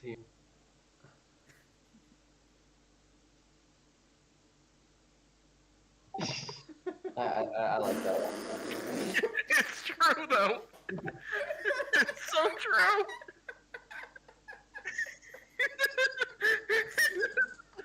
I'm sorry. I'm so sorry. I have to stop laughing. It's still. It's like, oh my god, what did I do? It's thumbtack. He's pregnant. Yeah. He did a thing. Duck. She will move. She will literally just. She will at that moment basically remove Duck's curse, and will also gift Duck with very high fertility, basically, from this point forward, as her high priestess of her, or high midwife, I should say, of her temple. Duck can have as many foals as she wishes. She will also ask if the first children that Duck wishes to bear would be that of Lushtata's to bring into this world once again as well, to help with bringing the short legs once more. I have a feeling Duck will accept, not fully knowing exactly the full exception of what it is. A lot of incest is going to happen in a few years for the short legs. It doesn't work in regards to the deities. Oh, okay, never mind then. Yeah, so it doesn't work that way with. Yeah, I was gonna say if you look at the Greek pantheon, I mean, when I reread that story, I was like, damn, they must have done a lot of incest back then. She will say to you all and goes, well, my time here is very limited, and normally there's a big celebration after such things with much more dancing.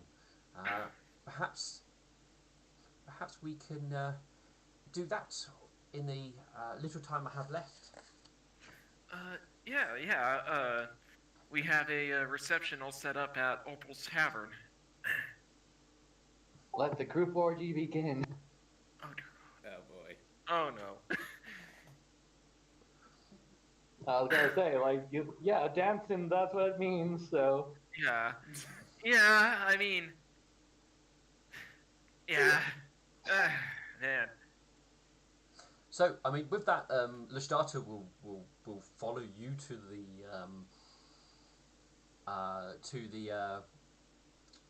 to Opal's Tavern, because obviously you know where that is. Mm-hmm.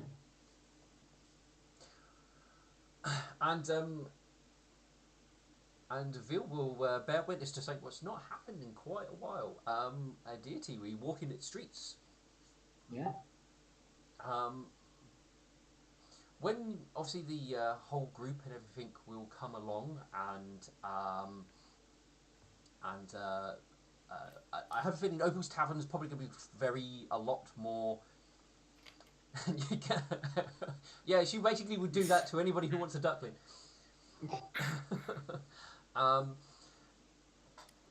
And Duckling for you, Opal's, duckling for you, duckling for you.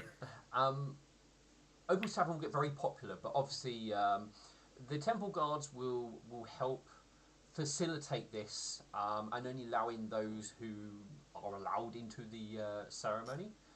And obviously you guys drinking happiness and normal dancing will take place.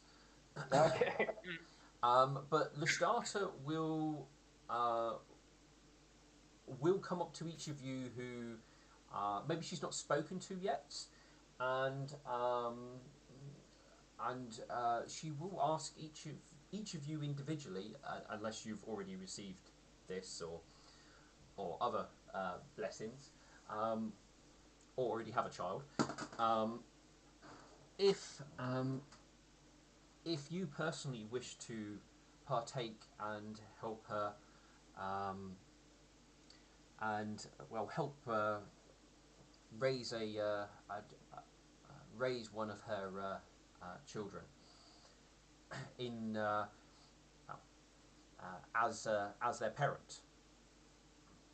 So she will come to each of you, the champions, individually. Except for Bird, because obviously you've already received her blessing, and Wishful, who obviously has received another blessing as well. So we'll go with Alexandrite as the top in alphabetical order, and she will come to you and goes, Alexandrite, I wanted to thank you once again for helping bring me back and seeing such wonders once again.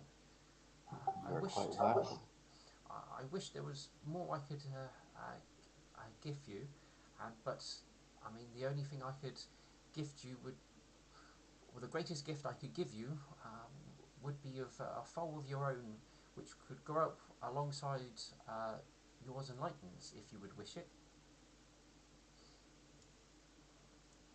Baron, this is the biggest bro points I'm going to give you here. He's going to agree to it. You know what, Dustin? Just because I marked this in my journal in the Foundry, I'm sharing this with you via DM. All right. I think this is gonna fit for you as well once it finishes processing. Okay. She will very happily bestow upon you the same blessing she bestowed upon Burnt. All right.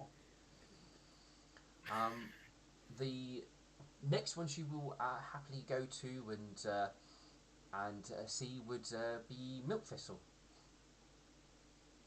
and she will smile. She will smile happily at you and in your more sort of darker colours, and she'll go, I know you're heart belongs to your deity, and and your passion burns brightly for her.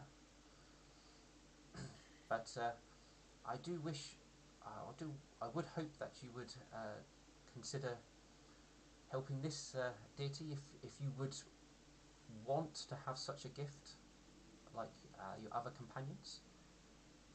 But I would understand. The gift you offer is for that of children, yes? It, it is the greatest gift after all. I do require strength to fight the Stag Lord. If you can offer that, I will carry it honorably. I'm afraid. I wouldn't be able to give any more strength at this moment. I'm afraid. Milk Thistle will bow his head. And I am glad you have returned to this realm, though you've been lost for many years. I will find the strength I need within myself. But Milk, what greater strength is there than a mother's love? Milk Thistle doesn't respond. You know, in spite of him, you know, possibly seeming rude, rejecting a god's offer of blessing, he still remains professional through it. Well, I will see. I will see if I can convince your greatest love to bestow blessings upon you in my stead, she says with a smile. Thank you kindly. And then she will find Metal Banana hiding somewhere in the back. Meta Banana would be like hiding from the rest of the group, and like I believe in her mind when she like see it's like the starter, she's like don't come over here, don't come over here, don't come over here, fuck. Found you.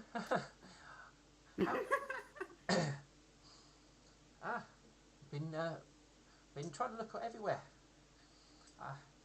I want to thank you once again for freeing me from such a place and bringing me back. I did not do it for you. What did you do it for? I just tilt my head, and I am assuming there's like a window next to me with some commoners walking by. And I mean, you would have to leap through the window if you were planning to escape. No. I'm just like gesturing into the commoners outside. Well, that's what I meant. Okay, like fair you enough. know.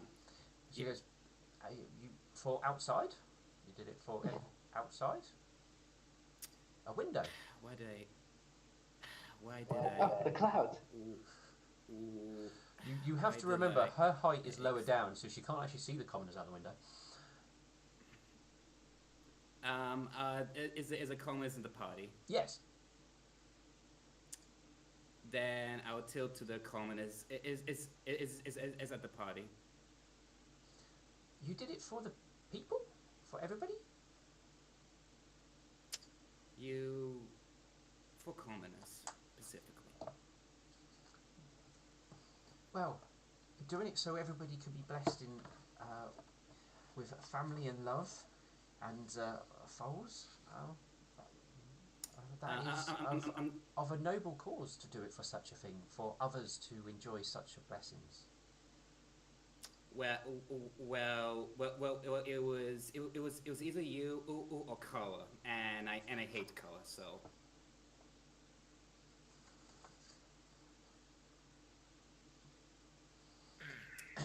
I like a sign from that. And she, Here. I mean, Sorry. she smiles and she goes, "Well, there's only one gift I can bestow upon you that I haven't already bestowed upon you, and that would be the greatest gift that I can give any pony. And would you wish to be bestowed this great gift?" I just actually like interrupt her halfway? No. Well, I only ask that you help look after the others that who have, as I they will need um protecting. She says with a smile. if they're if they're commoners, I will. If they're well, them, then no. Well, their young unborn foals will probably be commoners. I we'll have to see. Oh, fuck this rich orphan. Right. um, sorry. Oh, Bruce Wayne? No, just kick him to the curb. Mm-hmm. Yeah, exactly. This is yeet him out the window. Oh, what's that? The party? Well, I'll just yeet them into the nearest volcano and go on my way. To be fair, you guys were planning to actually jump in the volcano, so.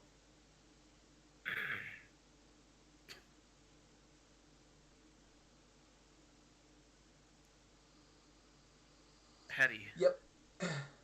But you do decline her offer, and she does hope that you will look after those that do looking after, and she does wish that you have a bright future and many foals to come. Whatever. She looks at you and goes, "Oh, what's wrong? You seem upset." I am not upset. Well, out of everybody here, you do not seem the most happy to be in my presence. Well, that's because I'm an atheist. She cocks her head and goes, "I don't think I've heard that word before." Someone who doesn't fall for a deity. To get that through your small mind. Oh, God. There's no need for rudeness. You don't have to follow someone to have love in your heart. Well, whatever love I had, I thought, whatever love I thought I had, it is gone. Oh, where's your love gone? Did you lose it when you lost somebody special? She was like tense at that. I'm assuming she has like an instant success on sense of motion, so Oh God, yeah. she'll know. If Yeah. if it comes to dice rolling, the answer is yes. Yeah. Yeah. She like tenses up at that, which is obviously a yes.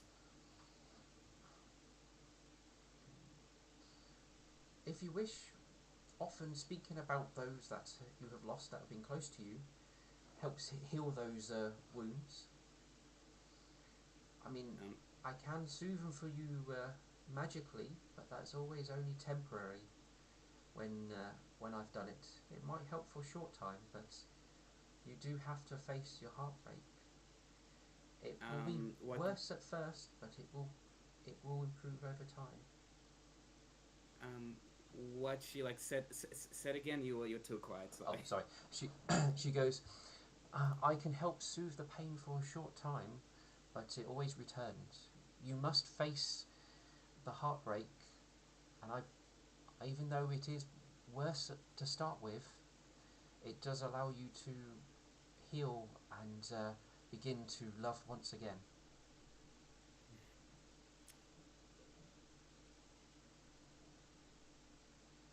Well, it's been it's been two it it's been ages since that happened, and I still haven't healed. I'll most likely never heal from it.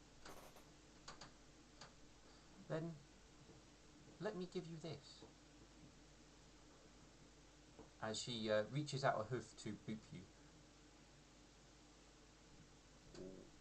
What is that? A gift. I am not gonna wake up with like triplets. Am I? No, you do not wish that. But this may help.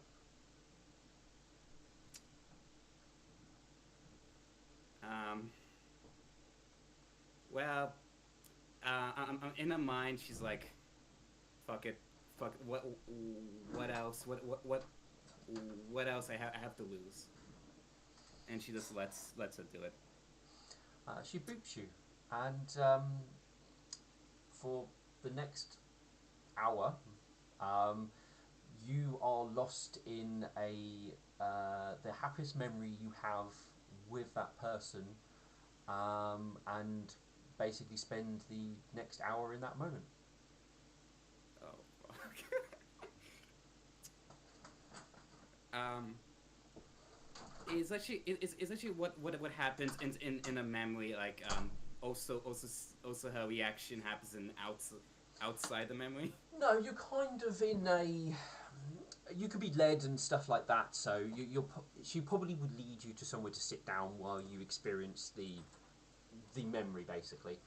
Um, but if somebody comes over to you, it's kind of almost like you're staring off into space, type of thing. Oh, okay. Yeah, enjoy the drug chip. Yep. Enjoy the drug trip.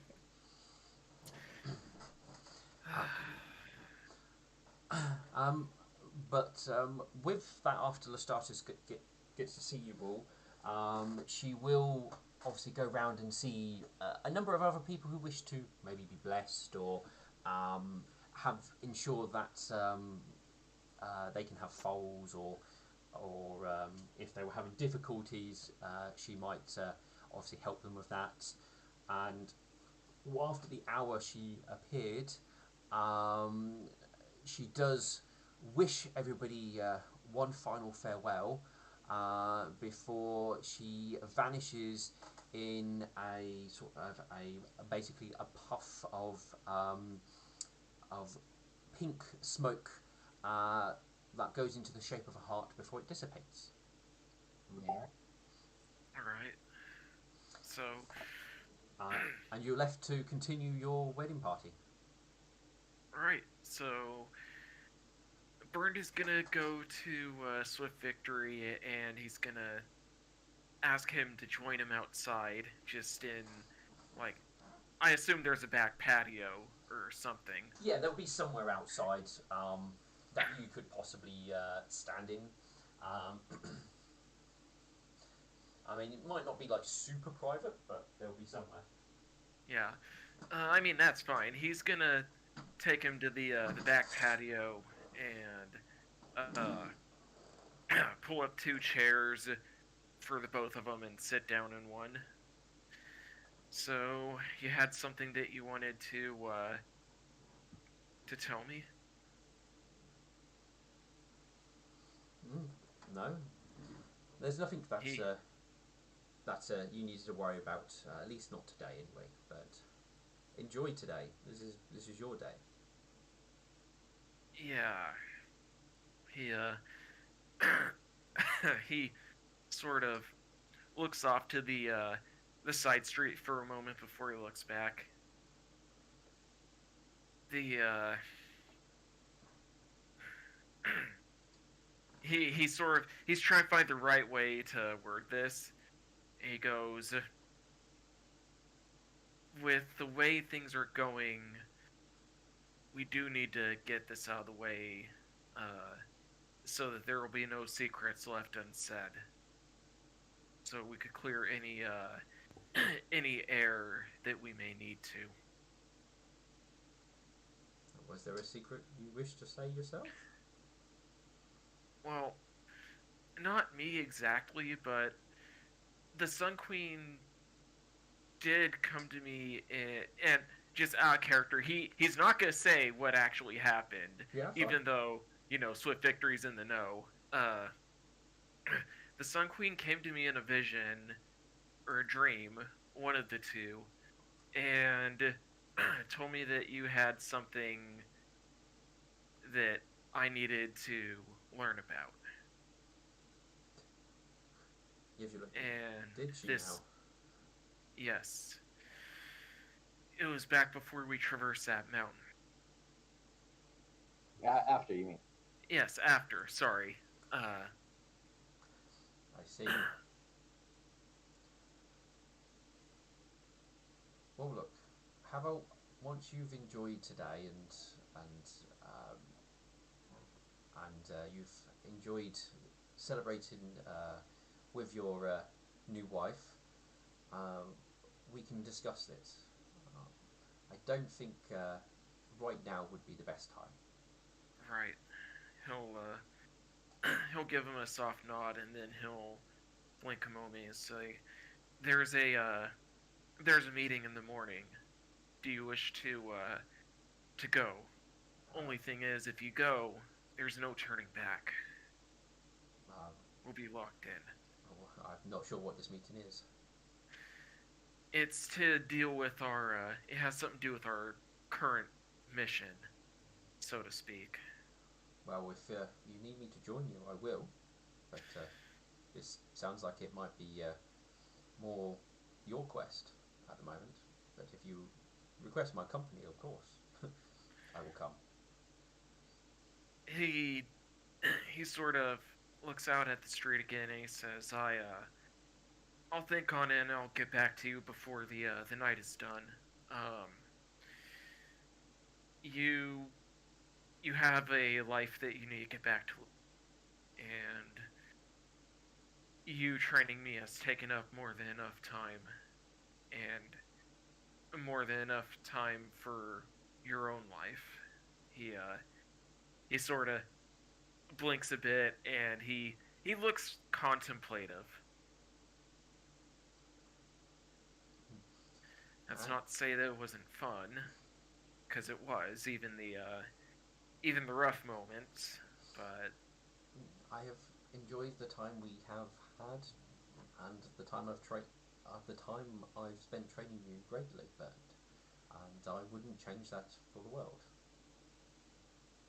he'll he'll stand up and give his sensei a tight hug. Just he he feels secure enough to where he'll allow himself to like sob a little bit, mainly because the bonds that they made along the journey and whatnot. Sorry.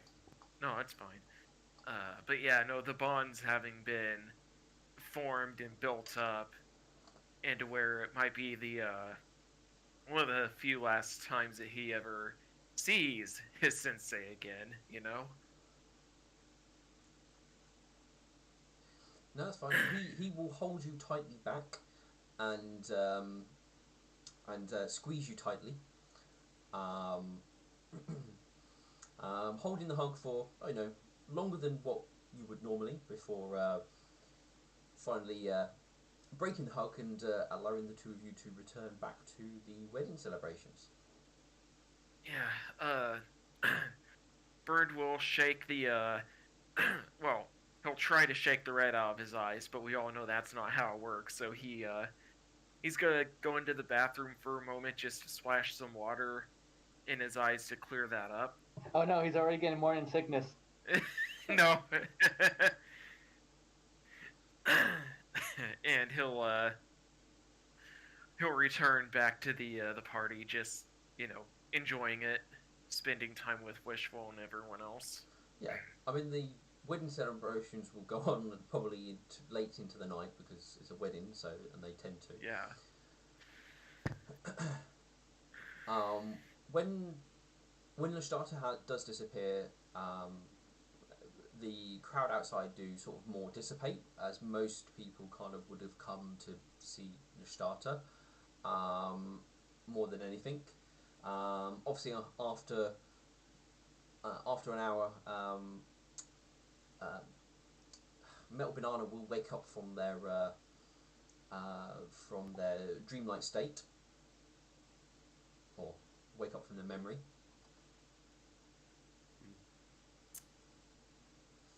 Yeah. A tear, a tear goes down her eye after she gets out of that trance, No. Oh. and she like doesn't suck it up this time. You get back in there, you. Oh God, it's like a SpongeBob clip where Mr. Krabs is gonna cry, but he just sucks it back up. Yeah. I was like thinking in Charlie and Chance of Meatballs too, but yeah. That too can work. Yeah, okay, that works too. Yeah. Um, but the celebrations go on quite happily. Lots of, I mean, obviously your family's there. Obviously, Wishful's parents and Bern's parents obviously getting to know each other a bit more and what have you, and everything like that. It's going, it goes very nicely and very warm and happy and fulfilling. I mean, unless anybody wanted to do anything else, obviously it will eventually will start to wind down and people will obviously head off to bed. I'm guessing Straight Owl is also hiding from the party. No, he's there. He's not necessarily like fully joining in, but he's sitting talking to other ponies who are not members of the family, who might be like other people from the city who have a reason to be the in the wedding party and stuff like that. So he is still there, but he seems to be mostly talking to others. Mm-hmm. I would actually like to talk to Katerina if that's cool. Yeah, Katerina's there. He seems to be watching the party with an odd, like he's almost like he's never seen one of these before, and he's kind of like watching it in sort of almost surprise and awe of what everybody's doing. Yeah. So yeah, Alexandra will smile and say, "Are you enjoying the party?" It is most peculiar and chaotic. Yeah, that tends to be how it is. Look, listen, there's something I need to talk to you about. Yes. What is that? Well, tomorrow I'll probably be going on to a dangerous meeting where I'll be going on a dangerous mission. I know that I promised your mother I would protect you, but I think that you're also your own pony, so you do not have to follow me if you do not wish to. You can stay here with Lightning at my house. But I just want to let you know that the choice is yours. Will this dangerous mission take you closer to the heart of Everglow?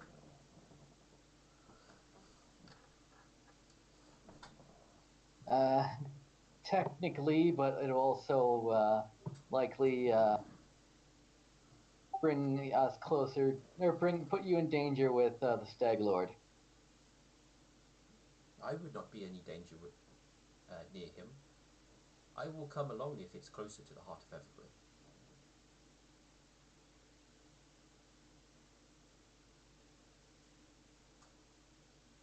Alright, I just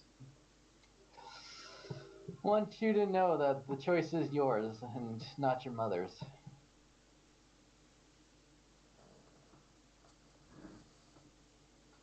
I want you to actually think on this. He looks at you a little bit curious. I do not see why I may need to think on it. If you are going closer to the heart, then I do wish to come with you, as that is some of what I need to do, even if it is dangerous. I wish to make my mother happy.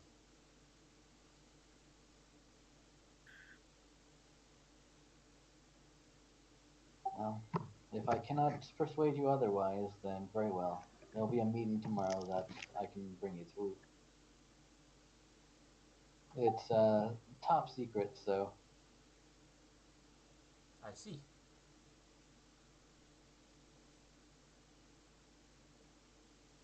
I have my utmost faith in you. Thank you, Alexandra. Sorry, what was that? He goes, I thank you. He'll smile and put a hoof on his shoulder. Well, be sure to enjoy yourself here. This is still a party. I will try.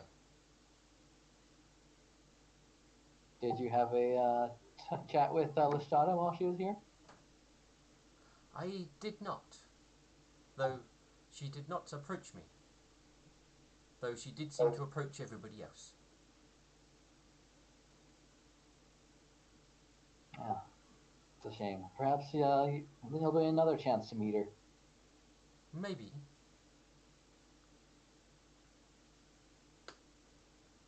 But anyway, you have a good rest of the night. Thank you. And I hope you do too.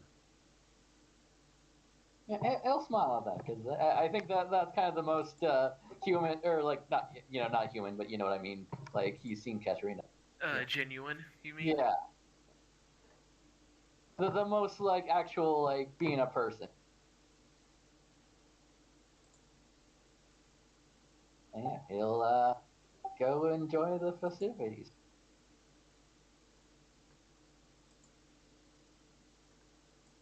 Alexandrite has a glow about him now. Yeah, you and me both.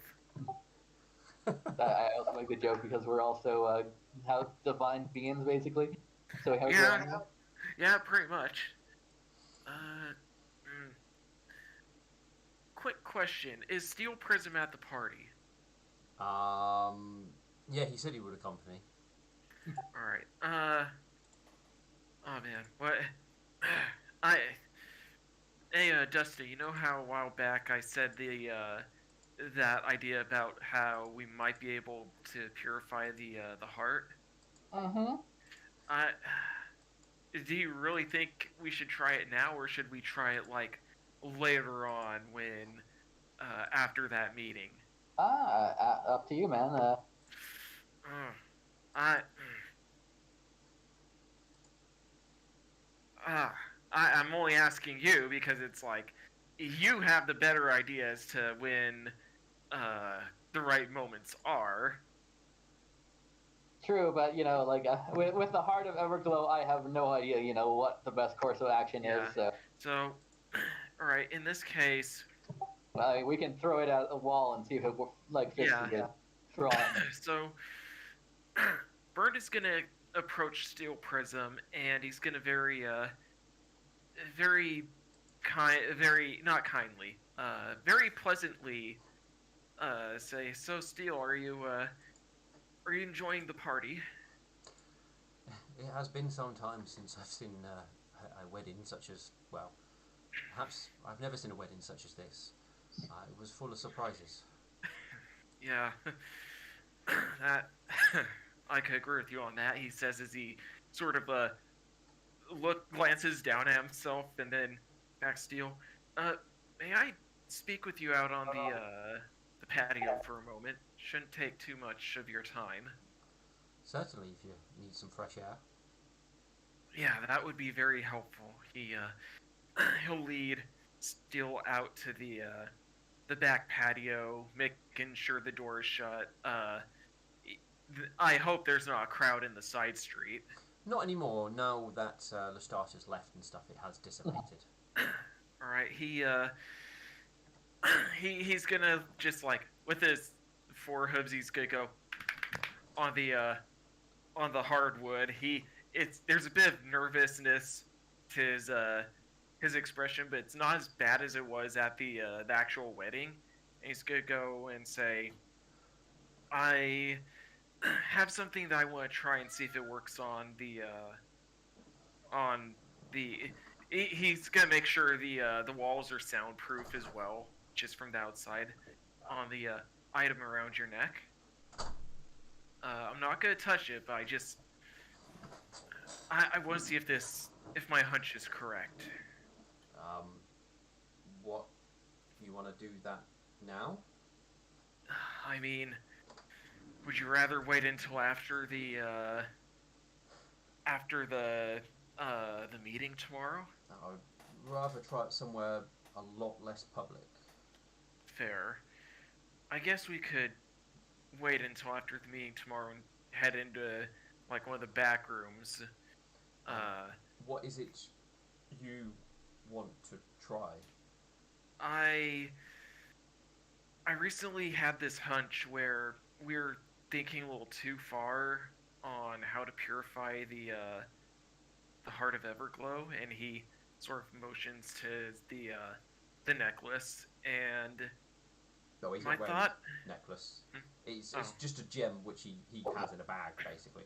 ah, right. He'll motion to the bag, and he's gonna make sure the back patio doesn't have.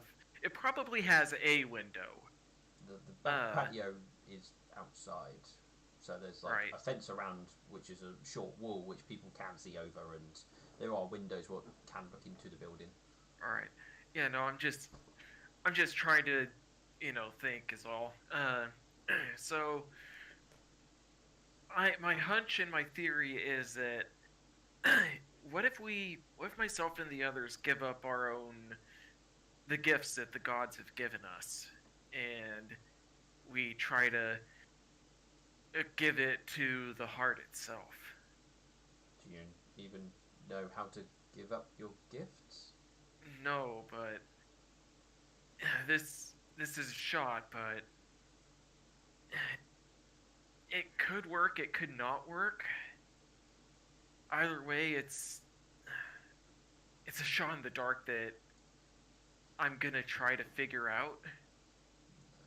That we're still working on figuring out, but this might be our last chance, unless there's a way to purify the heart of Everglow within the time that the between the time of the meeting and the time that we embark on the mission.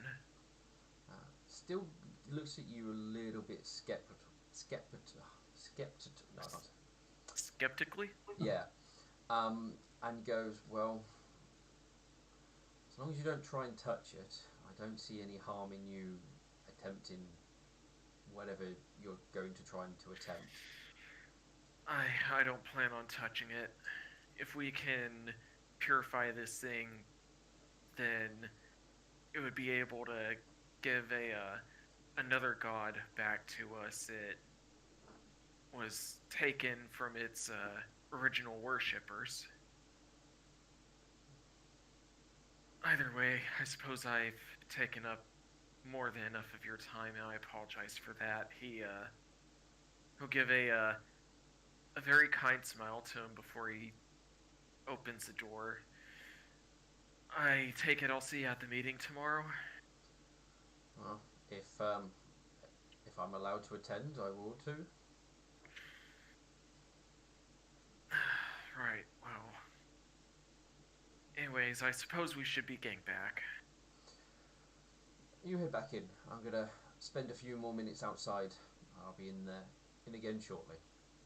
He'll give a soft nod and go to rejoin the party and Wishful and everyone.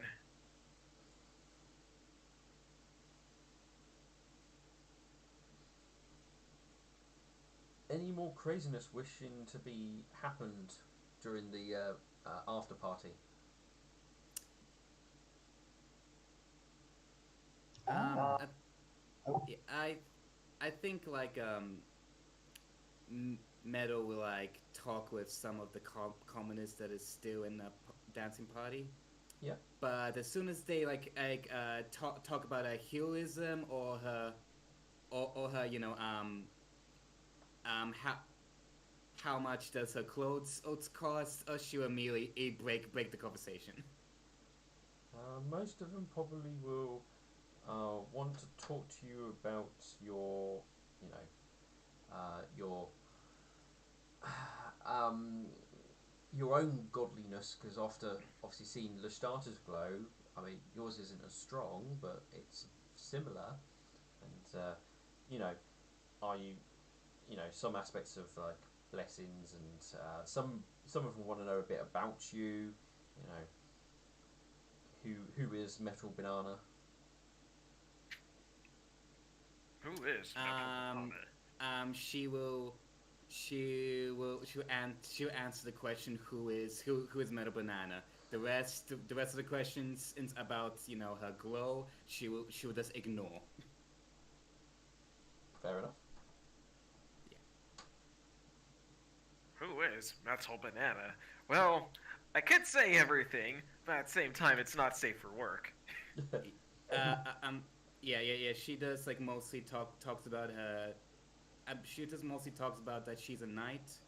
Her like order, and she like that's it. She like does doesn't talk about her personal life. She doesn't talk about her family or anything like that. Yeah, Ah, so strictly professional. yeah, basically. Hmm. Yeah, fair enough. A mercenary ready for hire.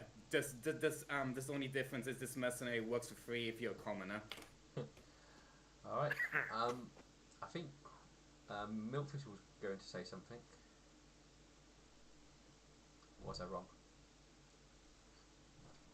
Milky, you there? Are you muted? No. Oh, sorry. Yes, I'm here. Okay. Was it something you wanted to say? Um, has Lestada already left? Yes. I mean, if you wanted to grab her before she did leave about anything, you can. Um, Yes, Milk would let her know about the situation with the Stag Lord, all right. and Well, she actually. I don't really know much about him. I'm still a little bit out of place with everything. Not quite sure what's going on, and, and lots of new things. he he has a name. Oh, Uh, well, everybody Total has a Blade name. the Clever. Is that a more familiar name? No, I don't think I've met anyone by that name. Hmm. Though Well, there the was definitely one of my children that went by Clever.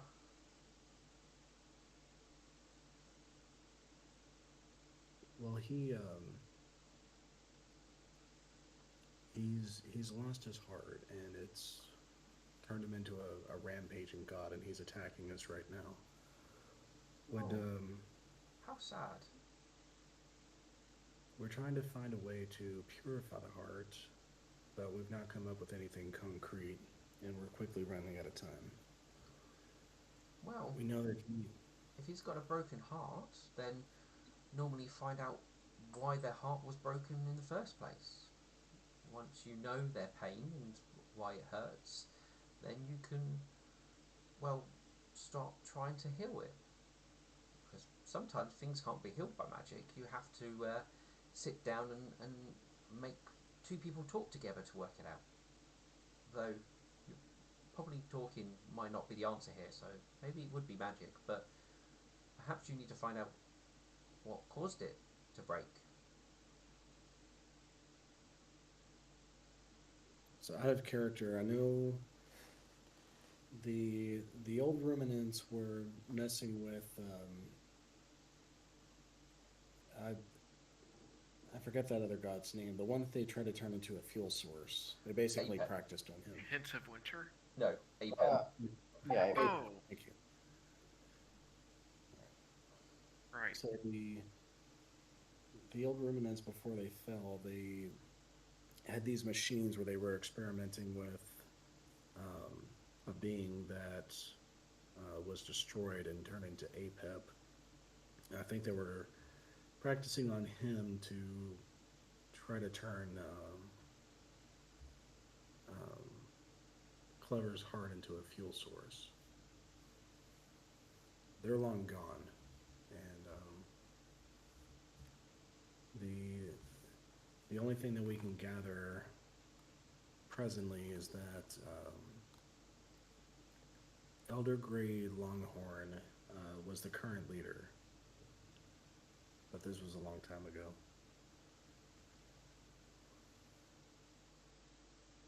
I see.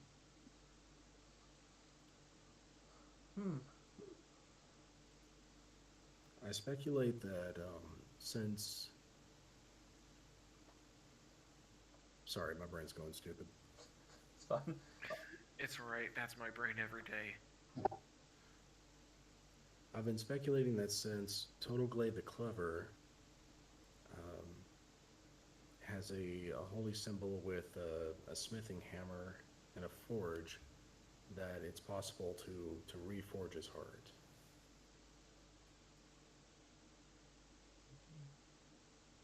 Well, normally, normally if something's broken and if it's really magical, well, you have to remake it or make it again where it was made.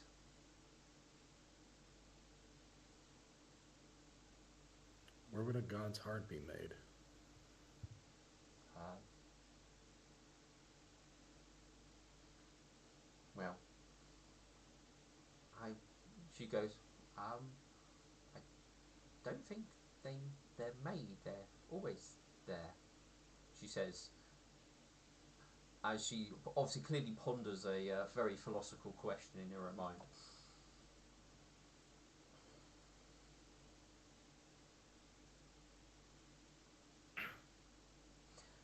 But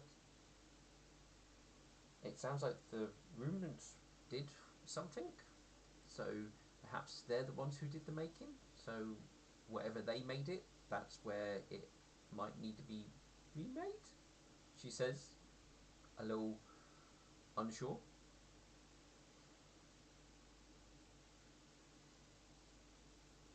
Okay.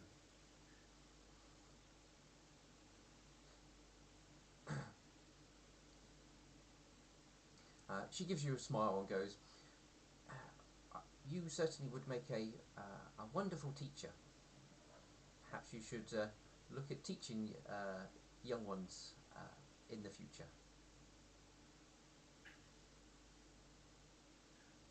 If the nightmare wills me to teach the young, I will. Well, hopefully she does, and it would. Hopefully she will let you have your own young ones, and you can have the joys of teaching your young all the lessons you have learnt. My greatest joy is carrying out her will.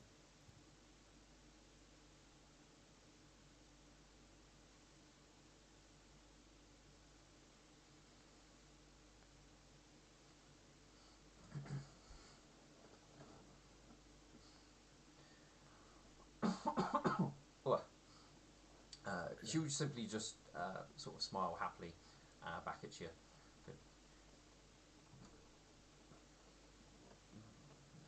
Was there anything else you wished to wanted to check, Milk Thistle?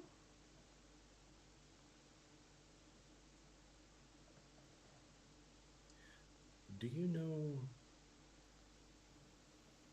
Actually, is there a way I can communicate with you privately?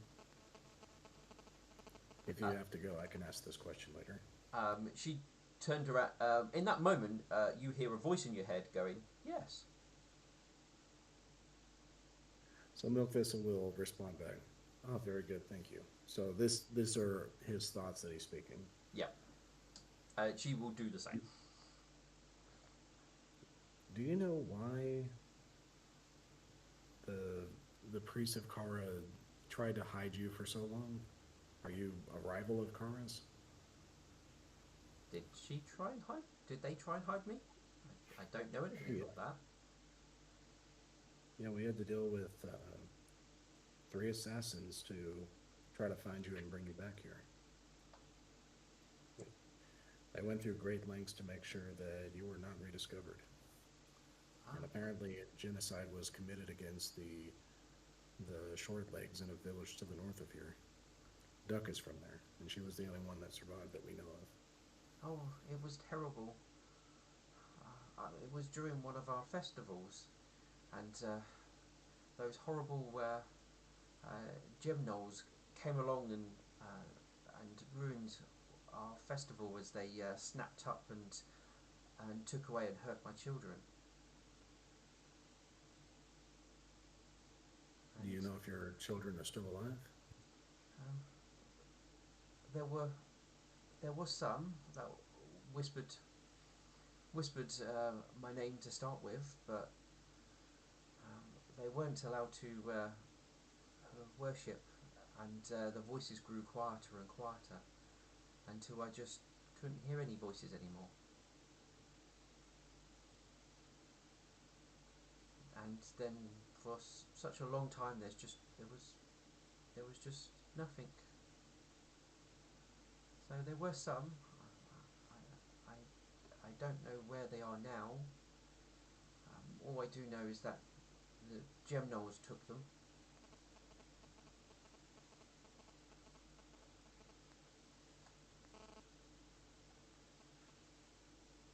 Well, we're glad to have you back, and if your children that were before are gone, no doubt more will be born. She gives a smile. Oh yes, there have been a few that have accepted the gift willingly, and I am most grateful.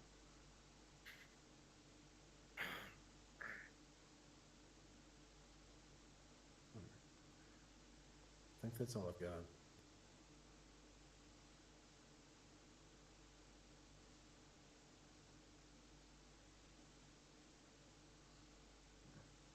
Uh, Yeah, that's all I've got. yeah, she then, when it's clear that you've finished, she then speaks. Well, may love forever fill your hearts, and your family always keep you warm.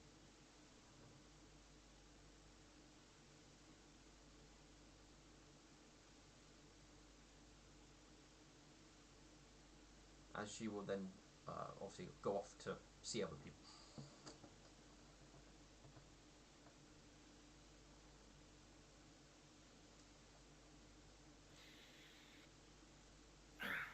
All right. I assume most people will drink, be merry, and then at some point go to bed. Mm-hmm. Mm-hmm.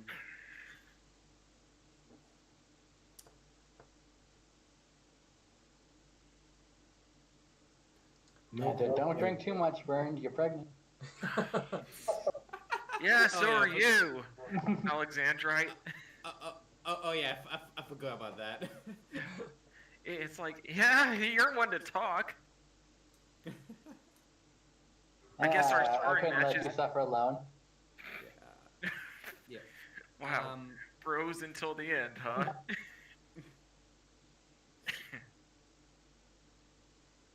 Well, I guess our sparring match is gonna have to wait then. Yeah, looks like it. They clearly Only just not. wanted to get to say say the line. Oh, we've done it with a god.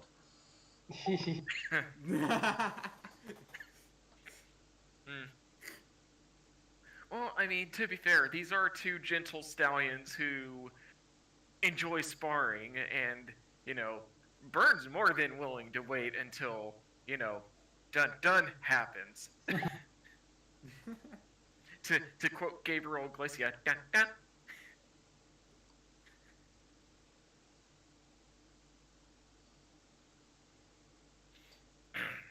Oh, that wasn't awkward at all. All right. What? Which actually part is awkward? Is that the fact that the god showed up, or the fact that two stallions are pregnant? The latter. Yeah, I was gonna say. Well, we don't know, like, how many people accepted that gift, so it might be more than two. Yeah, it might be more than us. There might be a Who cute knows? gay couple who wanted a child. Yeah. Oh yeah, definitely. That would be like that would be like every gay couple's dream right there. Who wants Anyway. kids, of course. But yeah, the party will wind down, and obviously a number of the rooms have been set aside for family members at Opal's Tavern. The sort of master suite would be available for Wishful and Burnt to retire in the evening.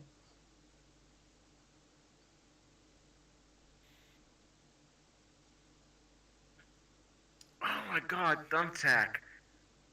No! God damn. What's the thumbtack saying?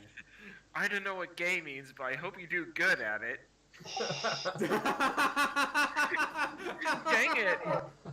Really? Clip that. Someone clip that. Oh dear. Well, I have a feeling that's more what probably Doc says. Yeah, that's what I assumed. Well, Doc's definitely gone off to make more foals with Nightshine. Yeah, I was gonna say. Well, Duck's gonna basically bring back the population by themselves. So. Probably. Well, I mean, all three of us are like starting it. Like 60% and of like short legs is like related to Duck. Okay. I mean, that's not far off, considering the Duck is a short leg. Yeah, I was gonna say, yeah, but we got one. They got as many as they want, and I was Yeah. with how much Duck and Nightshine bucked during the sessions I was in, like that's gonna be a lot. Oh boy. Yeah. How many times she like did the dirty with like multiple ponies? No, I think that she wouldn't have gone that far, but Yeah, no, she was faithful as far as I know. Just yeah, very willing. yeah. You know, yeah. No, let's just continue on. I'm like, my brain's going in several different ways from Sunday. All right, so we will jump on to the morning then, I assume, unless anybody wishes to do anything during the night. I don't think so. I've done what I said to do. He's sorry. Fucking jumpy. Bird is going to. He's gonna offer. What's the word I'm looking for? I'm trying to be more. I wouldn't say couth is what I'm looking for, not even suave, but what's the word I'm looking for, Dustin? I don't know where even you're going, so even offer a word. Right, no. Playboyish. Sure. He was gonna, offer some fun to Wishwoman if she wanted it. I mean, clearly you have to consummate your marriage, so. Yeah. Yeah, Alexandra is probably going to go off with lightning. Yep. I mean, I kind of assumed that was to be expected for this evening. So, do we have to roll any fort saves for this? No. Yeah, we just cut back to the eagle, and then they fuck. Yeah. That's a perfect way to end that. Yeah. I'm turns into black.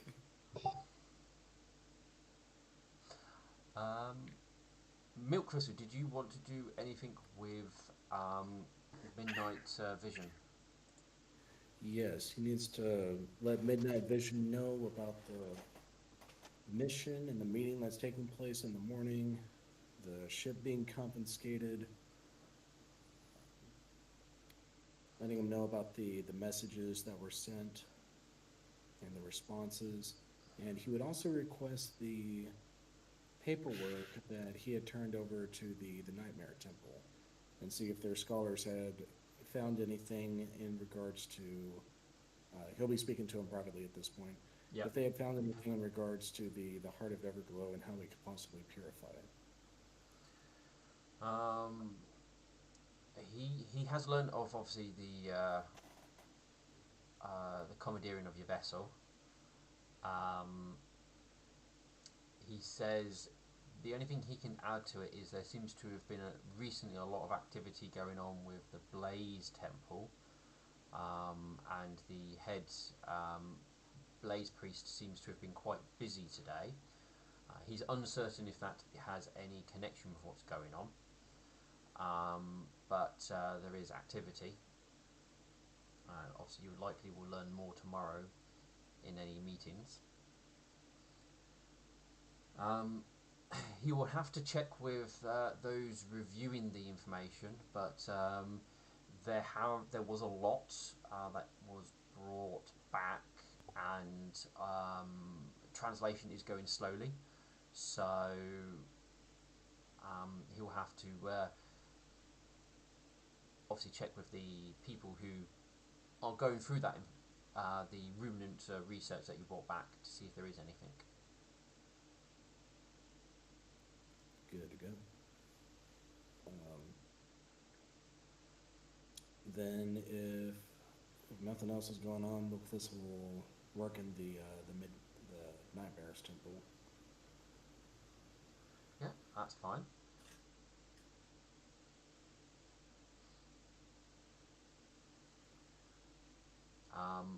As you're hanging around, then Midnight Vision would return like a few hours later to inform you that from what has been translated, most of the information refers to what the only thing they can really translate it to, or the close approximation, as far as they can tell, is snake oil, which seems to be some sort of fuel source for the ruminants, but there's no mention of the heart of Everglow. He does also mention there seems to be information in regards to trapping and utilising elementals as a source of energy or power for certain things. But a lot of it is not understandable, as they can translate the word, but there's no equivalent in the pony language for what the word is, so it's slowing them down because there is no direct translation for a number of things.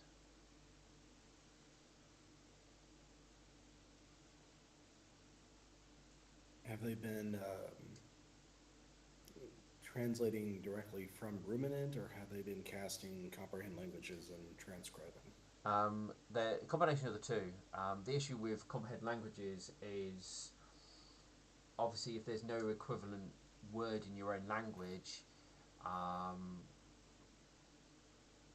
that there is no word for it. It just appears as the ruminant word because there's no physical way to to invent a word for that to be able to translate it. So,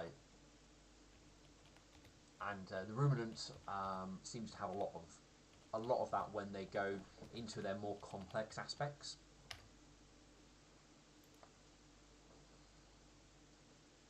Which is the problem they've got.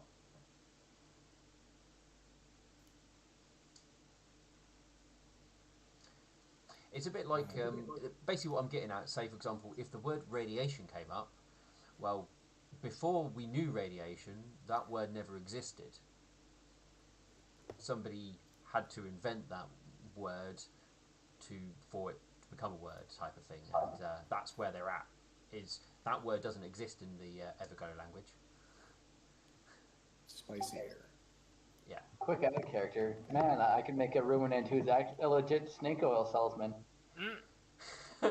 Not in this day and age, but Well, that technically, and though you wouldn't be allowed to walk off with it as it was a highly controlled substance. fair.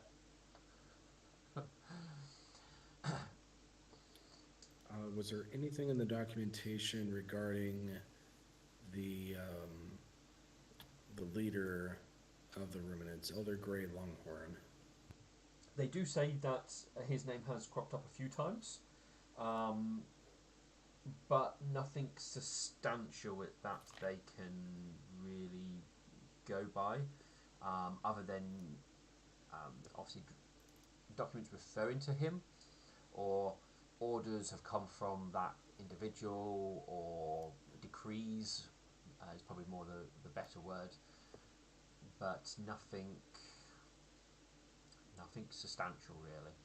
It's clear that he was the leader of their nation at the time of the text, um, and he does mention, based on what they can guess is the dating system, he actually was their leader for quite a while, longer than what they would assume a normal mortal would potentially live.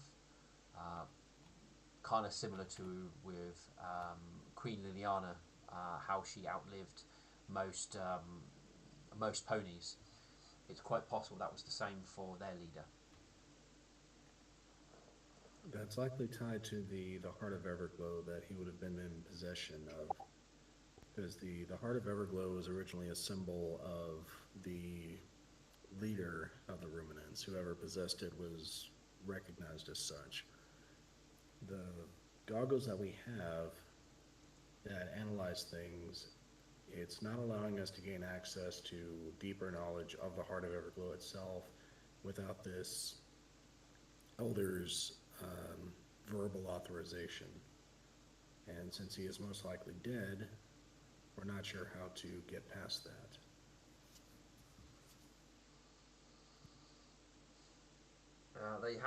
They don't have anything what gives you his voice, or they're not aware of what his voice will sound like. I mean, if they do come across something which will allow them to work out how he talks or how he sounded, it's likely they could recreate it to trick it, but they don't have anything like that.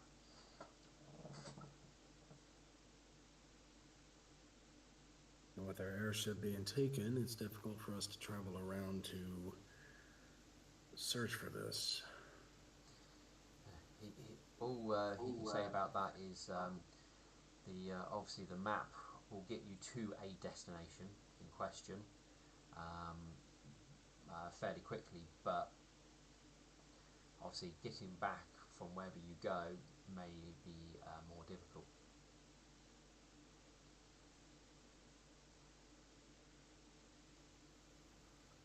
I've been speculating about purifying the heart, and since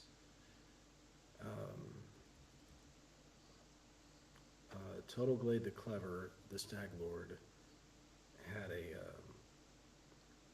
a hammer and forge, then I'm curious if it's possible to use his forge to purify the heart if we can just figure out how to get to his domain.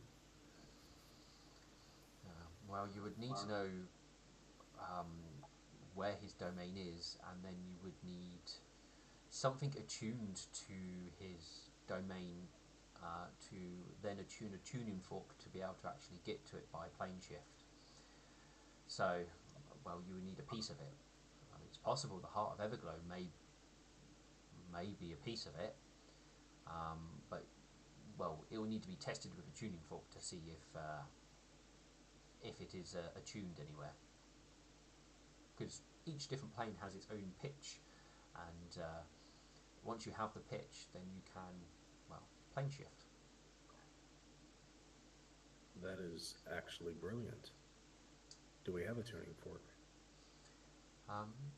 He says, "Bear with me, I will go and get you one." Thank you. And he will return with a tuning fork that has not been tuned yet.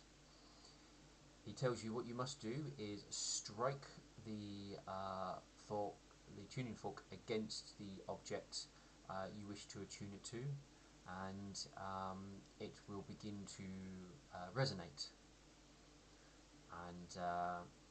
And once it resonates with the tune of the item, it can then be used. Don't strike the tuning fork against anything else, because it can only be attuned once, and then it is, well, fixed to that tune. He brings a already tuned one and out of his own equipment, and he strikes it against a bit of metal and allows it to sort of do its tune. This is a tuning fork to the material plane, or also known as our plane. This is what it sounds like. It's always wise to keep one on hoof, just in case you should find yourself somewhere you do not wish to be, so you can return.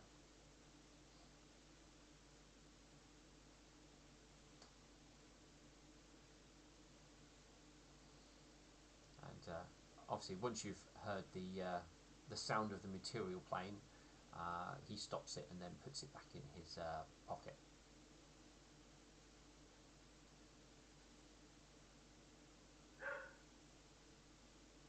Still with us, Milk Vessel?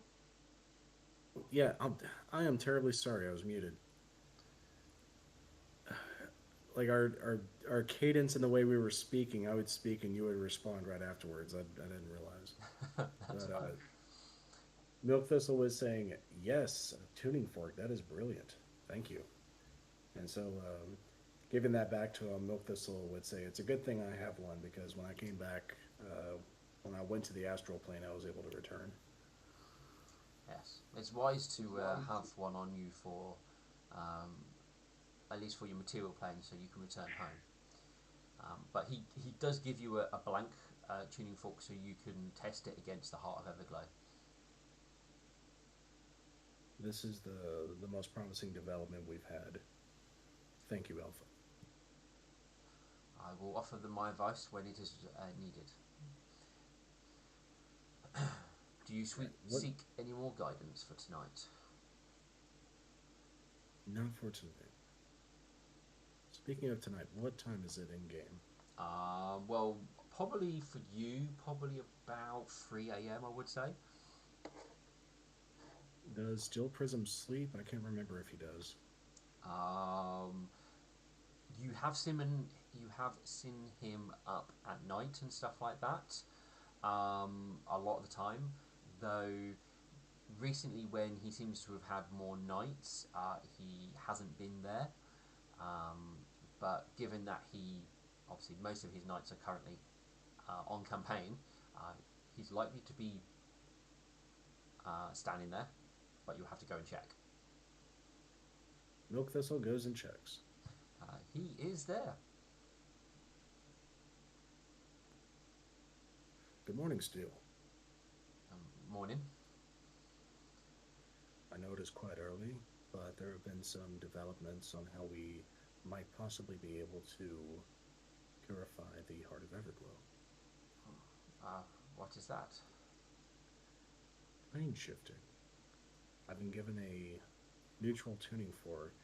If I strike it against the Heart of Everglow, we will be able to attune to the plane that it came from, and then we can shift to it.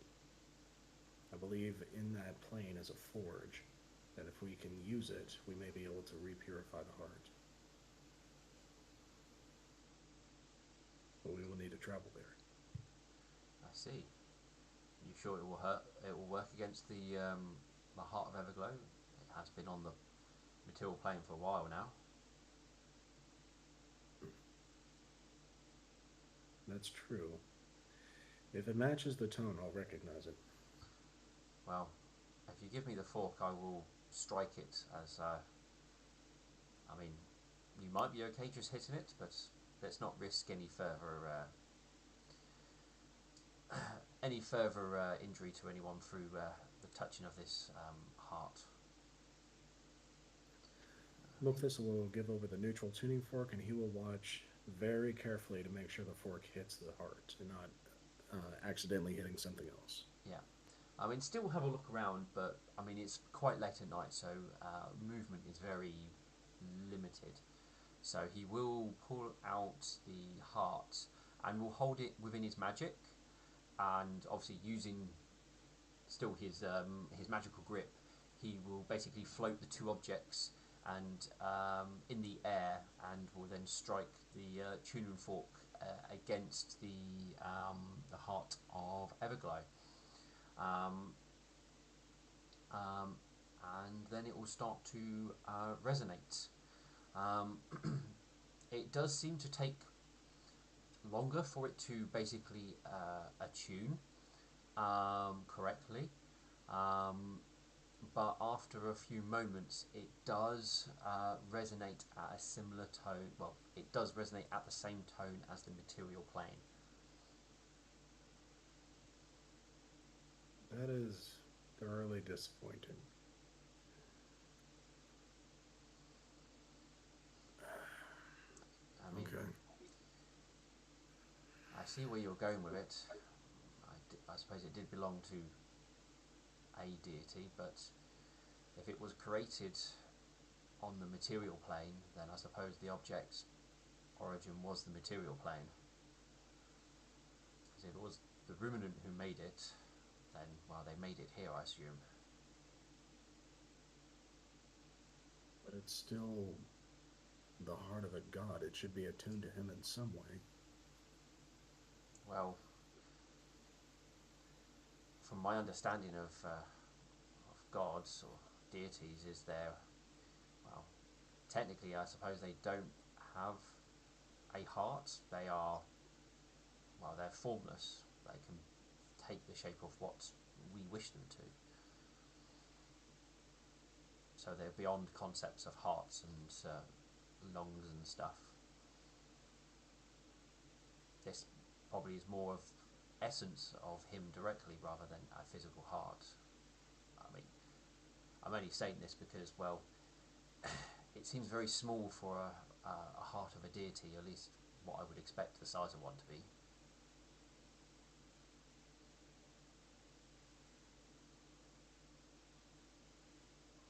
Okay, GM.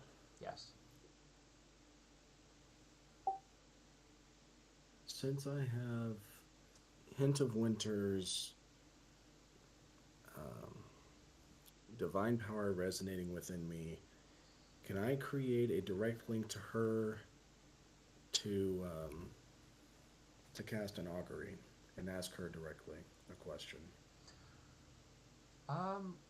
I think with Aubrey, you just need to pick your deity target, I think. Ponyfinder, or Aubrey. Aubrey. Let me have a look. I think you are able to.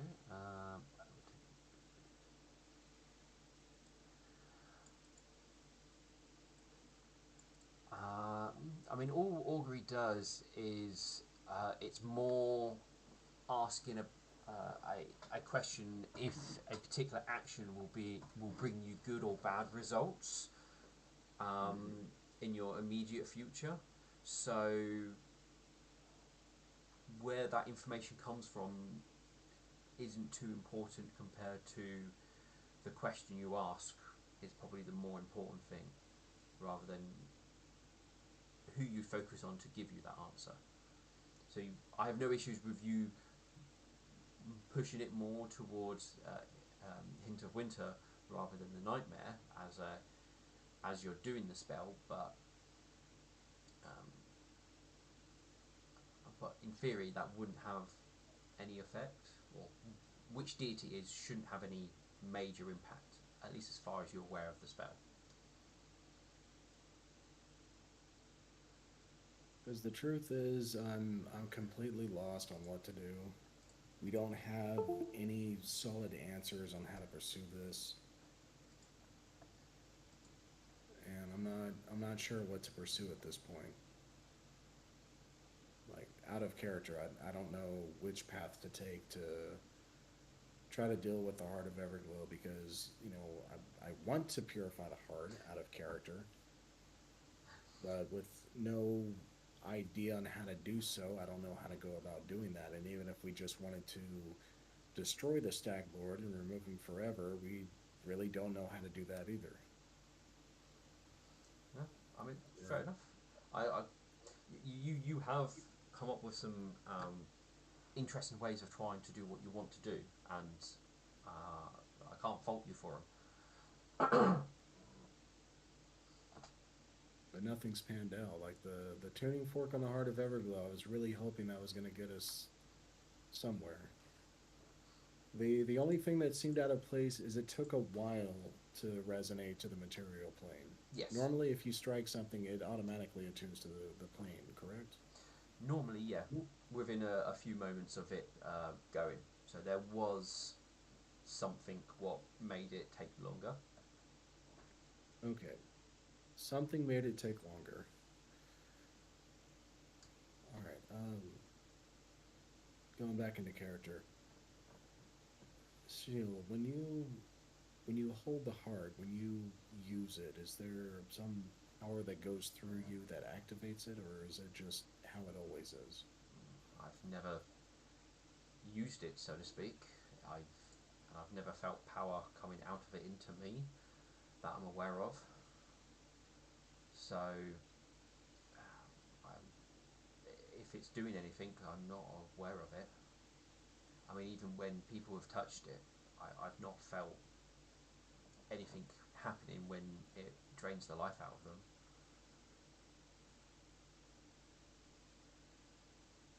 When a tuning fork is tuned to a plane, can it be retuned to a different plane? Not a tuning fork. You would need another, well, untuned fork to use. They're not normally difficult to come by.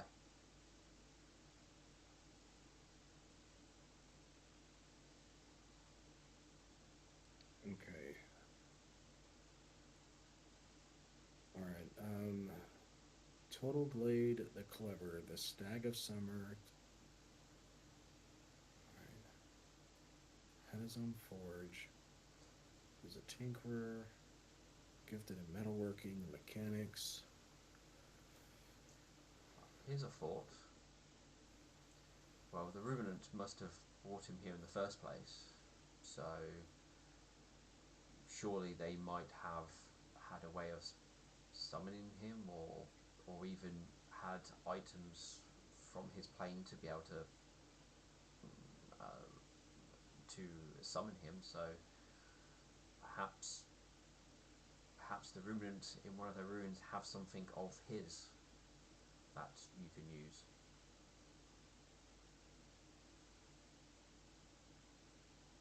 Have we come across Ruminant ruins?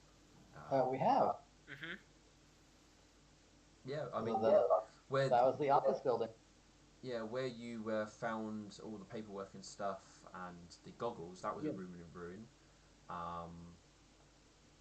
And I think you found one near somewhere down near Trotting Water. I think you found one. Yeah, I think we've got locations of other ones that we never visited. Also, technically, the ship is a Ruminant ruin in itself because it is Ruminant made. Okay. The the robots, the B4s, the B12s, they're Ruminant creations, aren't they? Mm-hmm. Yeah, they are. Okay. The goggles were able to connect to the currently existing robots, the ones that were still active anyway. That's how we were able to locate the other Ruminant places, right? I think you were able to get information from one of the computers in the lab to the north. That gave you some vague locations of what else you could find. Because there were other labs, and most of them it had lost communication with, but there were some vague ideas of where they were, but there was no like, right, go to this exact location. You kind of worked out a very vague possibility where it will be. Okay.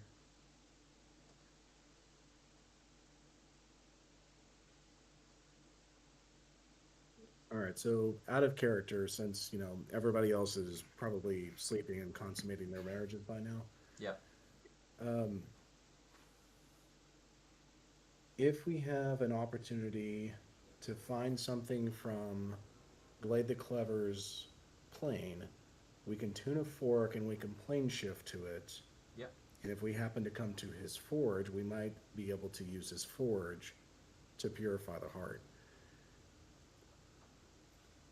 That would require us to not go to this secret meeting. And we would essentially have to hoof it to wherever we're going to be searching for these places. All the while, the Stag Lord is bearing down with his demonic forces, trying to kill everything. Correct. Well, we also don't know how long this mission is will be. Like, Yeah.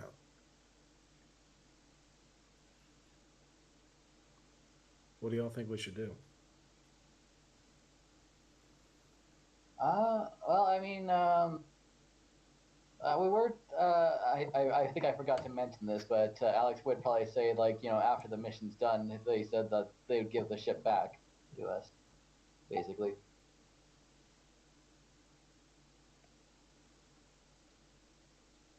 Did So Lily? I think just doing whatever this mission is and get it over with probably would be a good idea, and then we could probably do what we need to. Well, I mean, like, is this a point A to point B mission, or is this a grander mission like Stop the Stagboard, which is going to be, multiple jobs unto itself? It's going to be multiple. If it's going to be stop the stag lord, we're already kind of doing that. So I think that, you know, Well, the catch to that is, if we're obligated to go on this mission, the ship could be sent just about anywhere. well, I assume that it's going to be sent to like where the stag lord's attacking. Right. Um.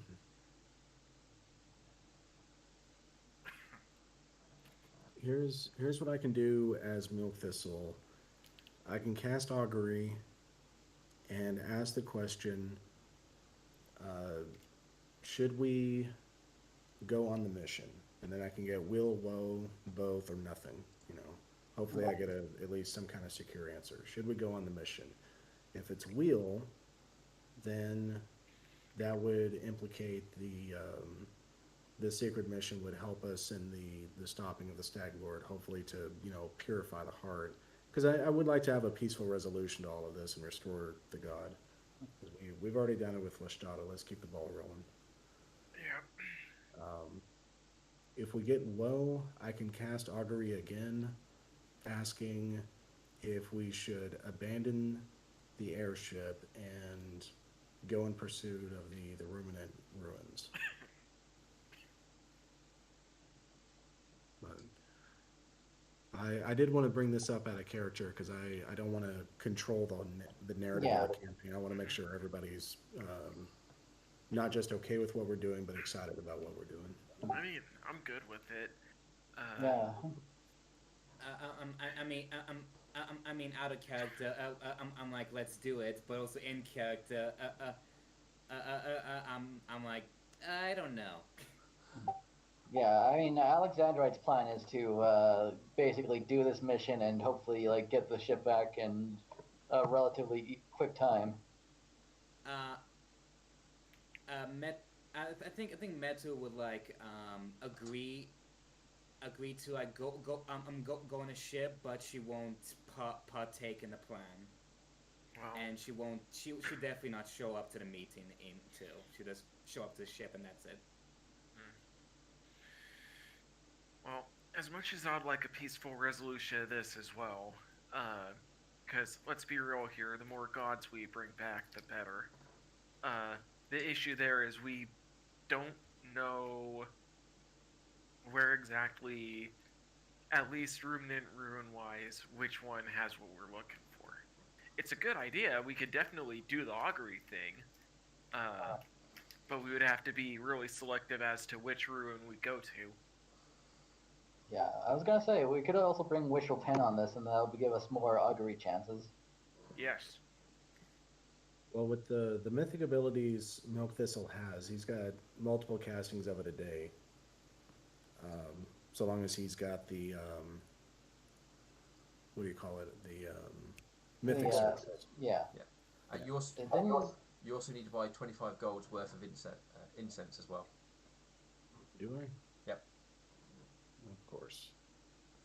Well, I will add however many gold pieces needed to the coffers. We're in a temple. They have burning incense. Oh yeah. Okay. But yeah, as a party, as the players, if I get a wheel for the ship and the mission Lilypad's going to send us on, I'll be in support of that. If I get a woe, then I'm going to check augury again and ask about pursuing the ruminant temples. If we get a wheel for that, then I think we should pursue the ruminant ruins. Yeah, that sounds like a smart plan. Sounds good to me. Okay. And ultimately, the goal in going to the ruins will be to find something attuned to the plane of uh, Glade the Clever. So that way we can go to his plane, find his forge, purify the heart, restore him to godhood, and make Hint of Winter happy with us. But by the way, Hinton Winter was okay with us smiting her brother, right? Does If I recall correctly, we're to stop him. Yeah. She didn't specify how. alright. The only strict rule she placed upon us is that our mythic powers are only to be used to stopping her brother. If we attempt to use them for selfish means or anything outside of that or anything against her wishes, she's going to smite us. Mm-hmm. Gotcha. So we might actually do end up having to fight into winter, or not into winter. Well, the Stag Lord if Yeah. we don't have a way of peacefully resolving that. Yeah. All our peaceful result failed somehow. Mhm. Yeah, we'll have contingency plans. Yeah. Backup plans, yeah. I would assume so. All right. Well, in that case, Milk Thistle will think still for his time, and unfortunately return the tuning fork back to High Priest Midnight Vision, and he'll pay 50 gold for the incense needed. Okay. Obviously, if you're going to do the augury once, if you don't use the second augury, then you can keep the incense as material components if you ever use this spell again. Yes. Okay. I So I will need a D100 roll to see if you get a meaningful reply. all right. So doing it step by step. Mythic Surge to get a spell, using it for augury, casting augury, and then a D100. Is this public or? Let's have a look. The base chances of this. It must be made in secret, so a secret GM roll, please. Mhm. Okay. All right, so 70 plus 1 per caster level. Okay, so this will be plus 10. So you want 80 or below, basically. 80 or below. Wait. Base chance for receiving a meaningful replace. 70% plus 1% per caster level to the maximum of 90. Yeah. So if you're level 10, so 80% is your chance. So as long as you roll anywhere from 80 to 1, then you are successful. Okay. Blind roll. Oh, the question being, in the pursuit of purifying the heart of Everglow, should we go on the mission set up by Duchess Lilypad? I would worry stopping the Stag Lord myself, but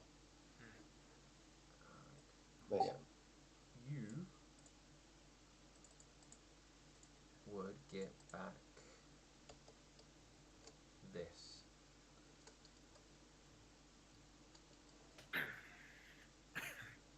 Of course.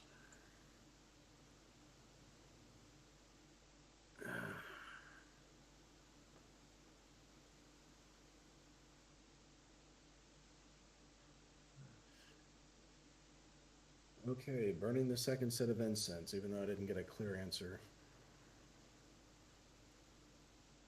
Actions that don't have especially good or bad results. Oh, actually, no, I might be mistaken. Because that. Wait. Spell. Oh no, that's fine. No, that is the right answer.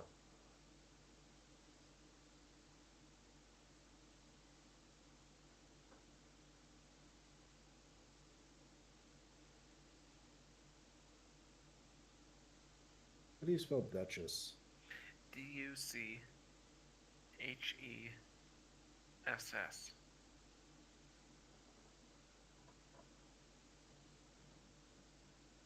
Okay, I was spelling it with a T for some reason. All right. So yeah, casting augury the second time.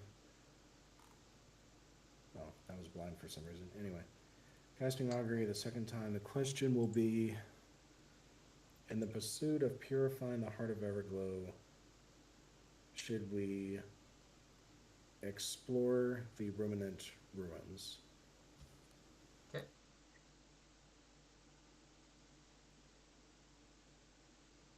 Oh, you need the roll. Yeah, I need a D100 roll. 200, 100.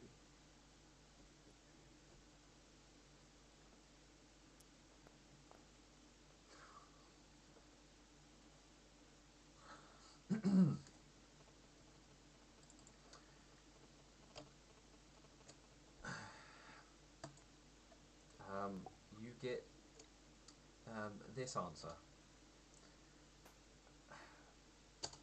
Don't hate me. Phone. Wow. That like tells a lot. Wait, that was blind for everyone else, wasn't it? Yeah, we wouldn't do that. I'm pretty sure I saw it. Yeah, no, not like that.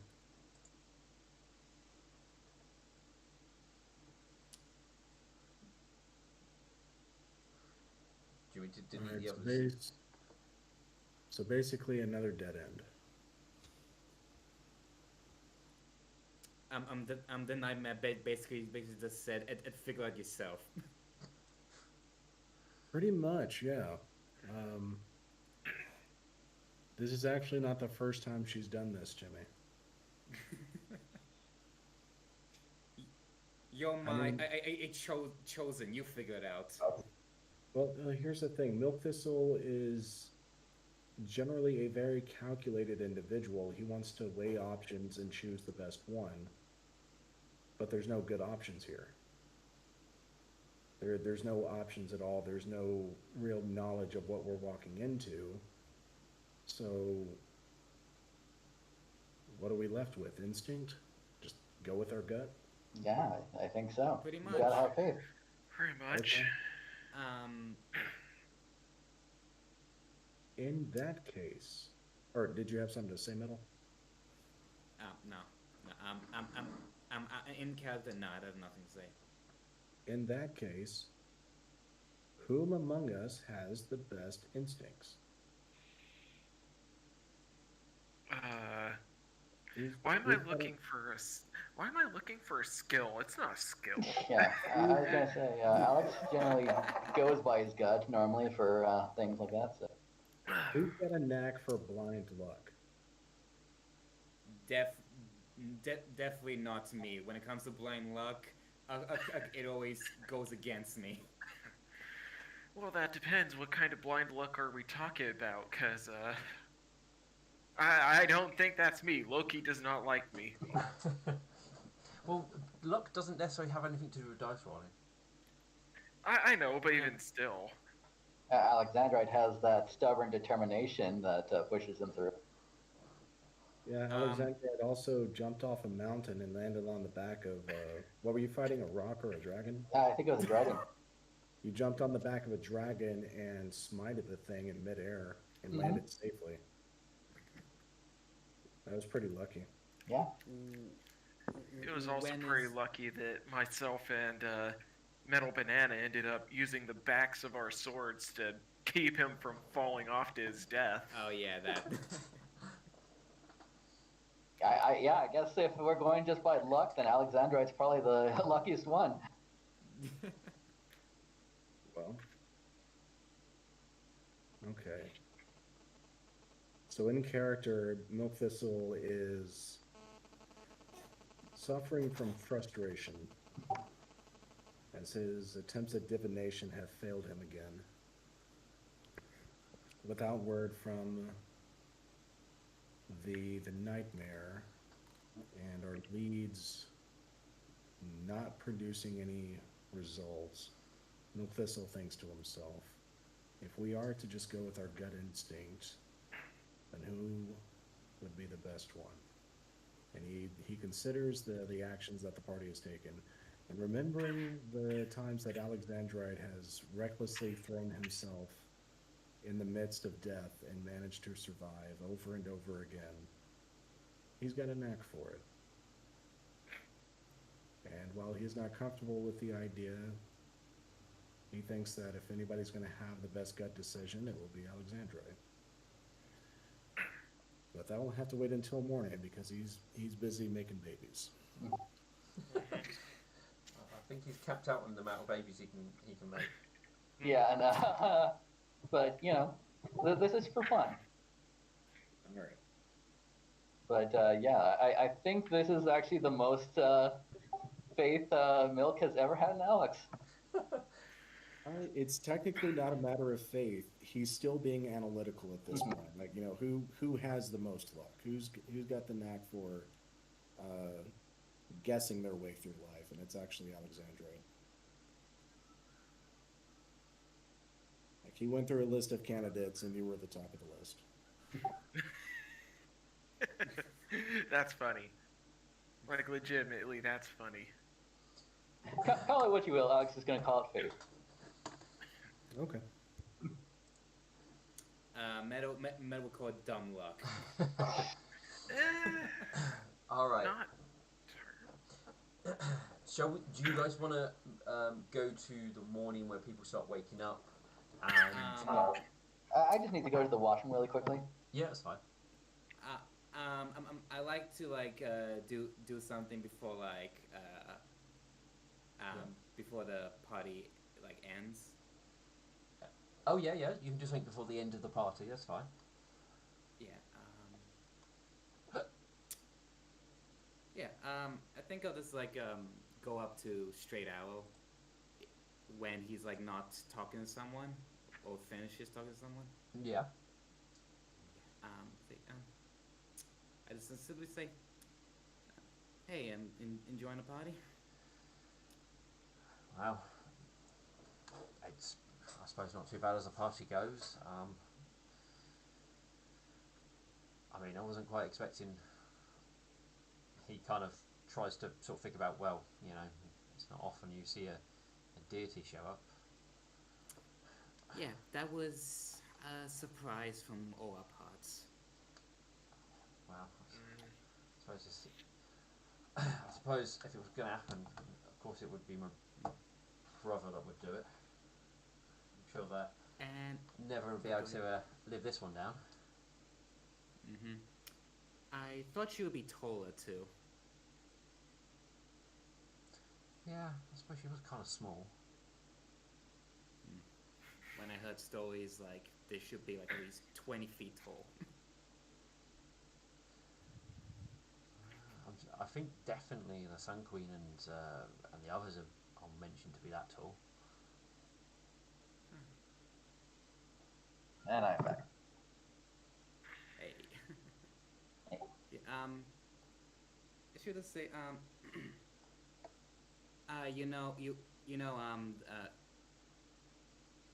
okay, out of character, what's the goddess of knowledge again? In Luminance. Luminance, yeah. Yeah, Luminance. Well, what is one part I like about this town? It's libraries. They're very knowledgeable. Yeah, they seem to have a lot going on here. I've been able to talk to a number of interesting people, and might be able to get myself lined up with some work if I stay. Nice.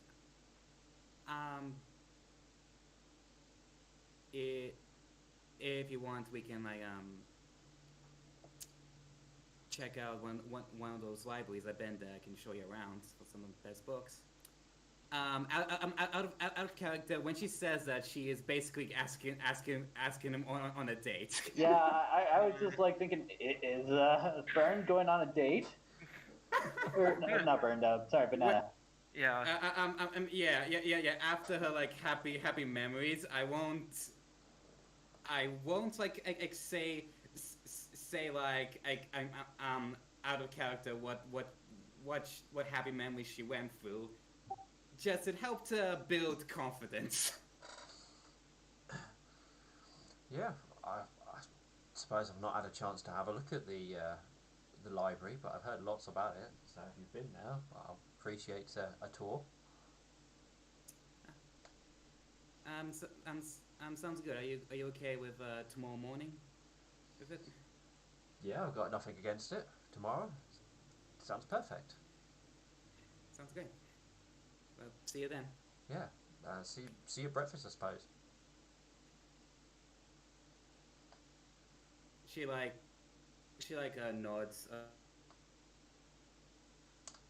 To like heads to bed because I'm assuming it's very late. Yeah, it'd be sort of quite late and stuff like that. Yeah. Okay, that's her then. Alright, so let's move to dawn and hopefully this doesn't break. Okay, did it to midnight. So let's move that to that and go forward 5 hours, then to 7. Today is clear skies and it is a nice cool 16 degrees Celsius. For you crazy Americans, centigrade to Fahrenheit, it would be, well, 62 degrees Fahrenheit. That's not too bad. I love freedom units. Okay, in a normal temperatures. I've already said normal temperatures in 16 degrees. Mm-hmm. Oh, 16? Okay, good. Yeah. I didn't hear you. I started with the normal temperatures and then I went for the crazy American numbers. I gotcha. Yeah, cool. You crazy American. You crazy blame. I'm sorry. You like heater is on what? All right. So morning will come. Some people may be more hungover than others. Some people might not be. Obviously, Opal's Tavern will serve breakfast for anybody who wants to have breakfast. Why do I have the craving for pickles and ice cream? Yeah, I don't think it will quite kick in that quickly. Yeah. It takes like what, a couple of months? Probably a few weeks. It's actually like different for some people. Yeah. Mm-hmm. Admittedly, horses / ponies are actually their pregnancy almost lasts a year. So. Huh? Oh, I didn't know that. Yeah. So if we all die, then no need to worry about it. Yeah, let's. God. Out of character, regrets. All the regrets. All the regrets. 1 year later, multiple stallions has given birth. God, it fucking hurt. I just actually like imagine like the freaking I'm doctor. This points to the mayor. Is like no, it's him. Excuse me. I mean, okay, to be fair, if any woman ever asks a guy, do you know how hard it is and how painful it is to give birth to a child? That's when they point to this stream. Yeah. And they go, because of them, I know. All right. Look, we have smaller holes. It's worse. So. Oh, God. So. God damn it. For the morning, does anyone wish to do anything important to until the meeting, which will start at 10 o'clock. I think I said. Yeah. Yeah, I think Milk, Milk needs to get the party together and reveal in character what he went over in the middle of the night. Yeah. Most people will probably be in Opal's Tavern having some sort of breakfast, I would have thought. Wishful Pen would have had a rare moment of where she would have gone to sleep. She was that tuckered out. Well, no, well, she could have stayed up, but she was sharing the bed with Bert that evening. Fair enough. I know out of character, I don't have the money for this right now, but I would like to get my hammer enchanted with what's that fucking metal Star Metal, Sky no, Metal. the ones you guys have that's basically unbreakable. Oh, Adamantine. Yeah, because breaking the walls would be nice to have. Yeah. Mhm. Technically, you would have to get a new weapon made. You couldn't just add it to a weapon, as far as I'm aware. Okay. Yeah. Um, though you will have to find somewhere what has that type of metal, as it is normally quite it's normally quite rare. In the time of the Empire, you could get hold of it. In the time of the collapse, it is one of those things it's difficult to get hold of. Well, I am also like 1,000 gold short anyway, so. Yeah. So I would have to ask like if we have a group funds. I forget if we have been keeping track of that. But yeah, I don't have enough of my personal. That's fine. All right. But yeah, Milkfistle, you have a good idea. Everyone's probably going to be in Opal's Tavern in the morning, given that's where most of people have beds at the moment that the ship has been commandeered. Well, Milk will make his way there in the morning. All right. Is everybody in the tavern drinking coffee and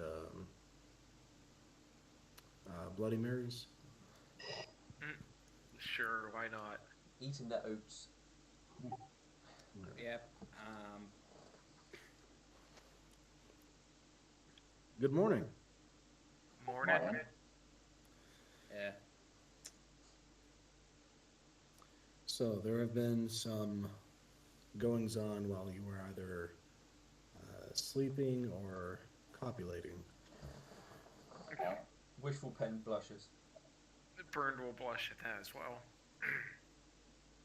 Alexandra is kind of used to. He's pretty open with his.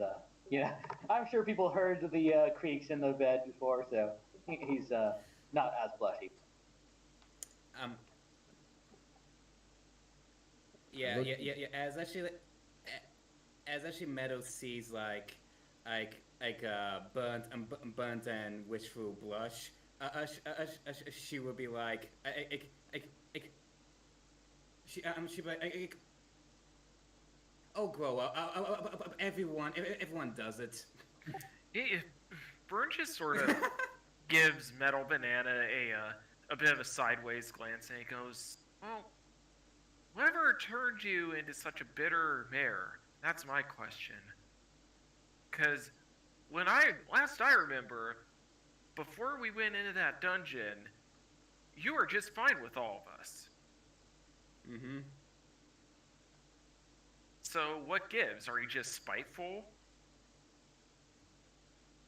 He's being very... He's asking some very pointed, very blunt questions. Is this really the moment for this? No, I suppose it's not.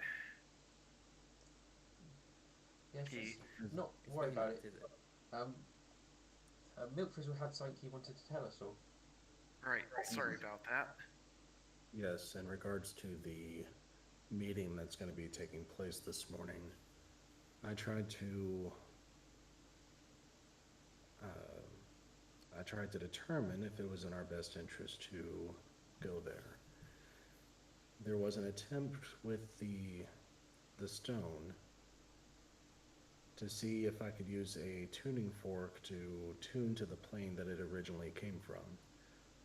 There was something very strange about it. It took much longer to attune the fork than it would for anything else, but ultimately it did tune to the material plane.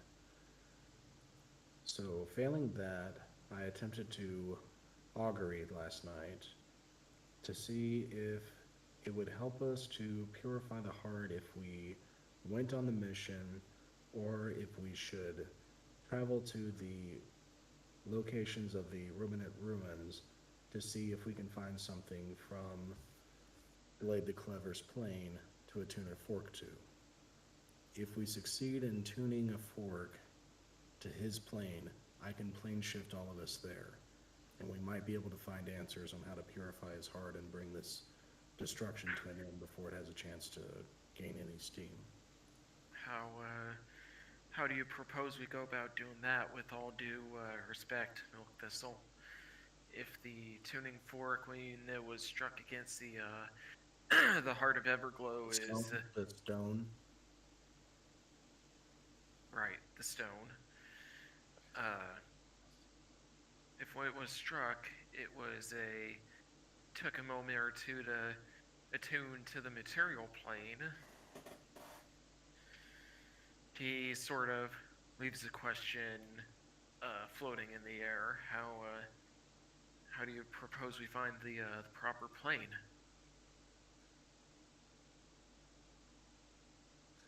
The the ruminants were able to craft the stone after stealing um,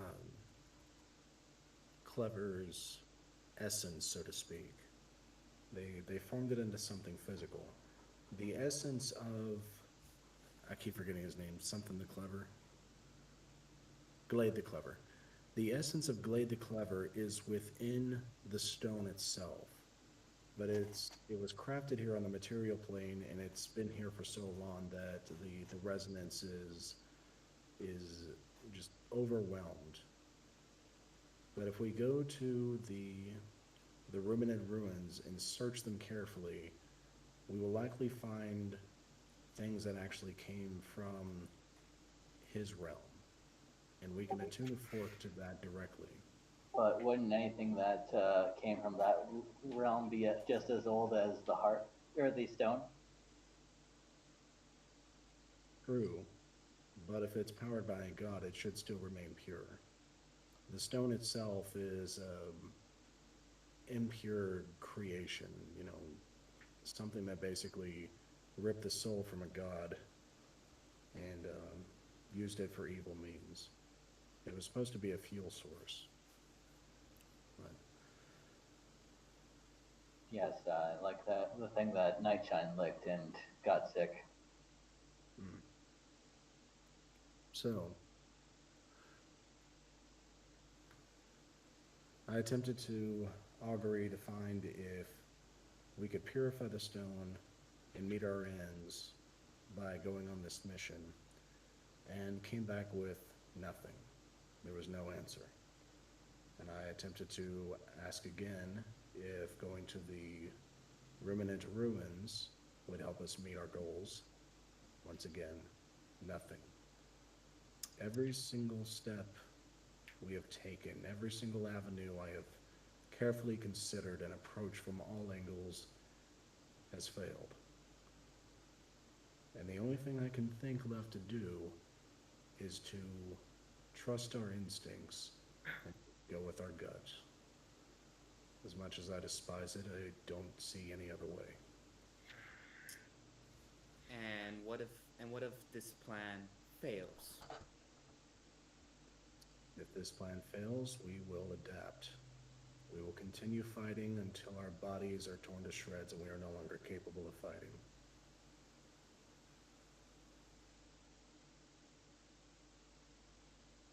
But if we do succeed, then we can bring an end to this war before it has a chance to take root. This is very, very true. But at the same time, he sort of just exhales and shakes his head a moment. I I trust you all. I'm just this is a huge risk, but at the same time, we've done enough. We've went through much bigger. I think we should be able to pull this off.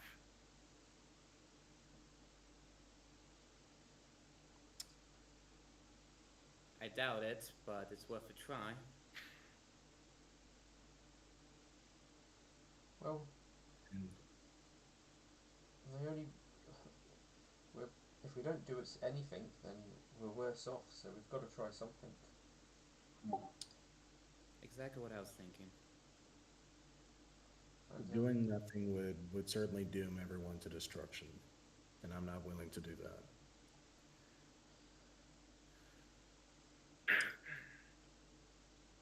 well, I suppose what are we going to check out what this mission is, and then work out from there where we're best going to.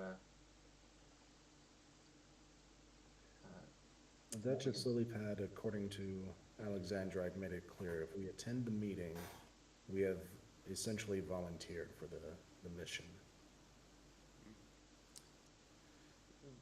Well, I can tell you. I'll go on the boat. But I'm not going to that meeting. Whatever plan she has, she can like I take it and shove and stick it where the sun don't shine. Well, regardless, the ship is going to be used for the mission.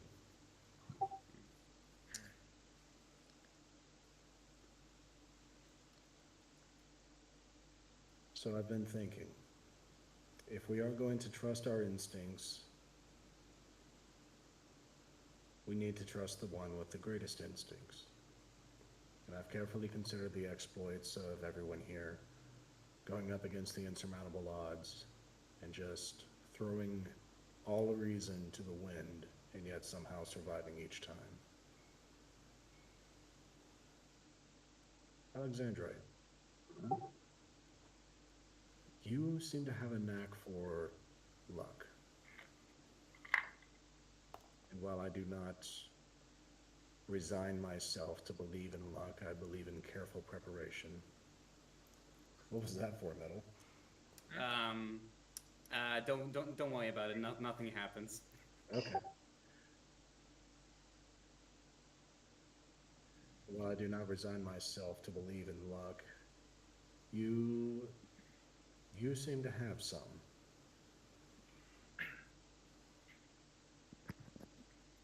Well, I think that's probably the closest you've come to ever compliment me, but thank you.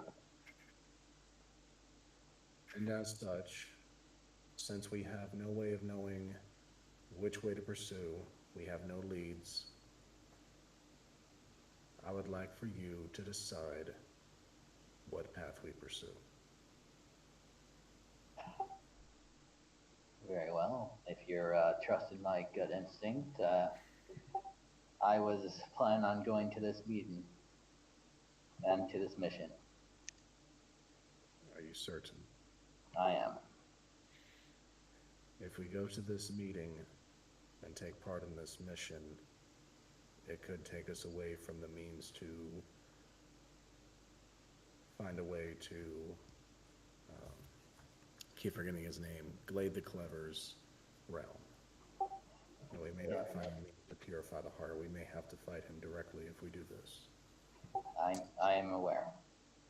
Well, from the amount of time we have, it's either fight him directly, or perish.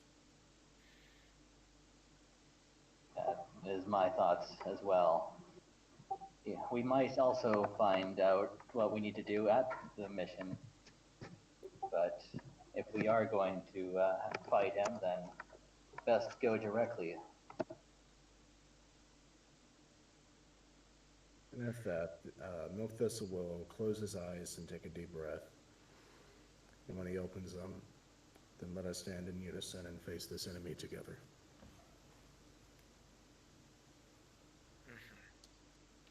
I can 100% agree with this. Yep, Make yep, sure yep, you- and Go ahead, Middle.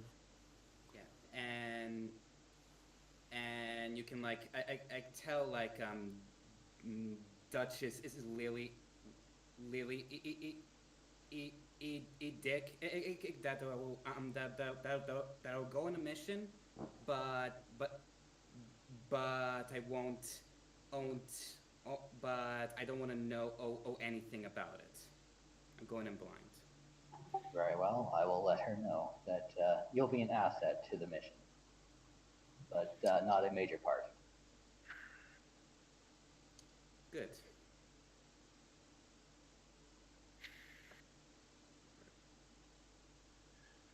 What time is the meeting beginning? It'll begin at 10. Yeah. So we have, I think, 3 hours. Yeah. If there's anything dire you want to do beforehand, if not, we'll basically time skip it to 10. Just out of curiosity, who would say that the closest to metal? Even certain or like friendship wise? Friendship wise, or I'm just like physical, like you're sitting next to her or something. I mean, I think that we're all sitting at the table, which Yeah. So I guess it's up to you. Like, who do you think you would sit next to? Yeah, she would just be sitting. She wouldn't care. She would just be sitting at a random table. So you could just roll a D, whatever. How many people you have on the table? Yeah. It's mostly like whatever. I would say. I would say she is like behind burnt and wishful. Yeah.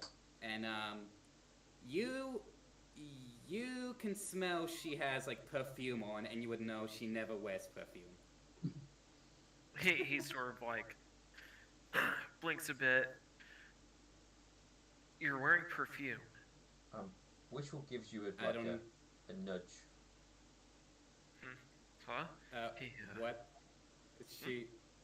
Oh, sorry. No, That's yeah. what you're saying. No, Burnt asked the question, and Wishful just nudged Burnt. Oof. Right. Sorry. So, I don't know.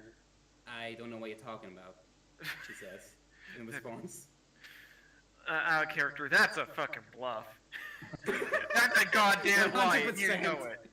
God bless. Okay. Okay. Out of character. That is not the only time she bluffed you guys. Yeah. Well. Wishful sort of gives you a look and goes, shh.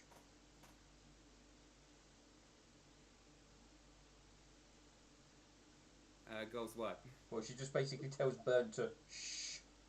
Shush. Yeah, he'll shut up. He isn't saying anything.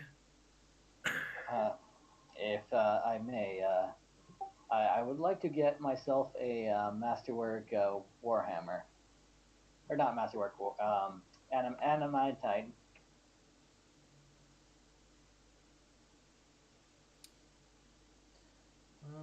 You might need to visit the dwarfs again to get some of that material, though. I'm good. I'm good.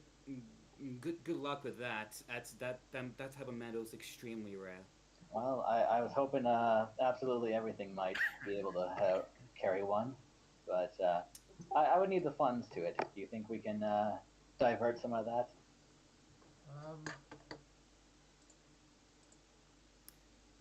I need. In her piggy I bank. need my funds for my own business. I'm trying to think if there's anything left to sell from any of our previous adventuring.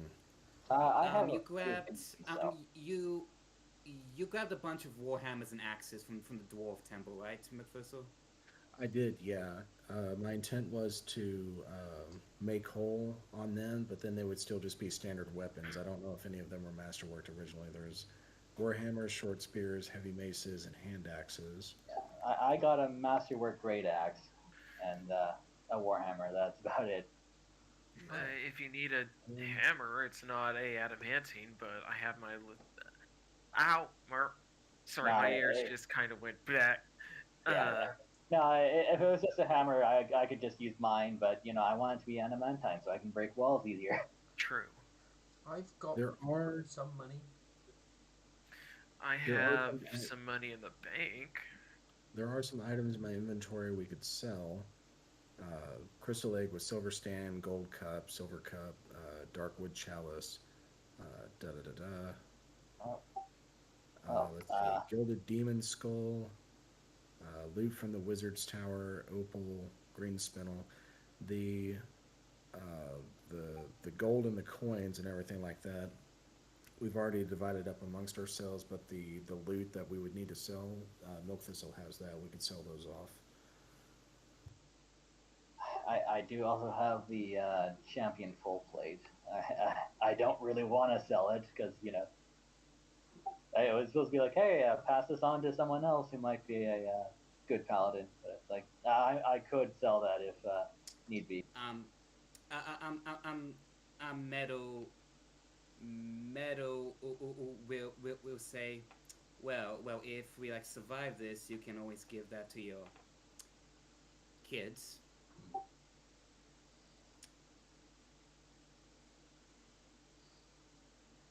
But Yes.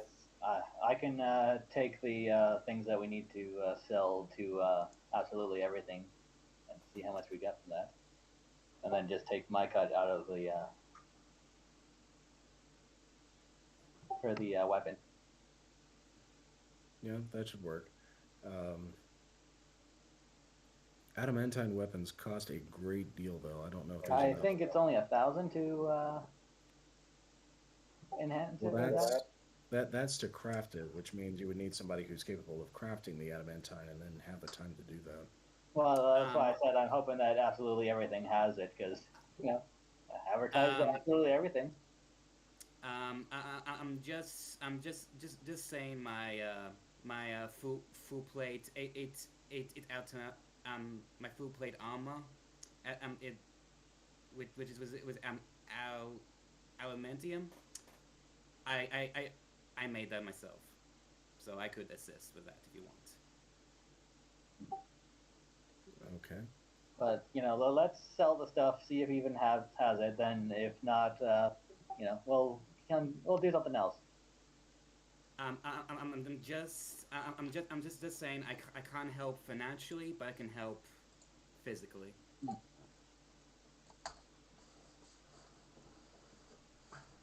Do you want to do that before or after the meeting? Probably before, since we have like 3 hours. Um, I suppose finish off breakfast and head over there. Yeah. Unless anyone has anything else they want to do. I have some plans and to organize for the trip we're gonna have ahead. So That's fair. Sorry, go on. Make sure everyone is clean dressed, has good smelling teeth, and brushes their manes before we go in. Yes, Need to Mom. get our best. Hey, Steel, throughout the entirety of the of the party, because Bird's just been trying to give Straight Arrow, his space.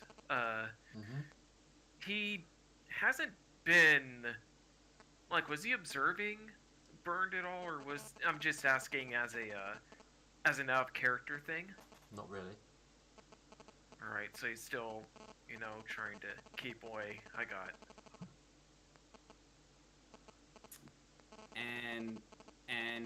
And he is secretly dating your partner.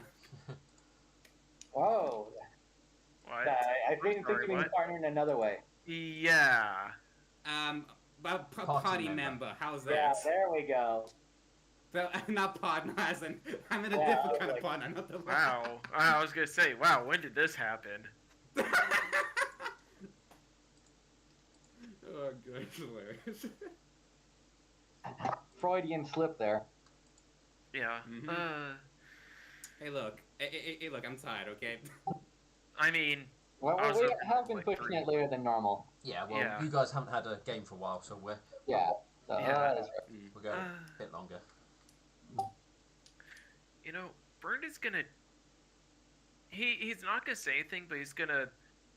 Is his brother in the dining area? Yeah, he's down for breakfast.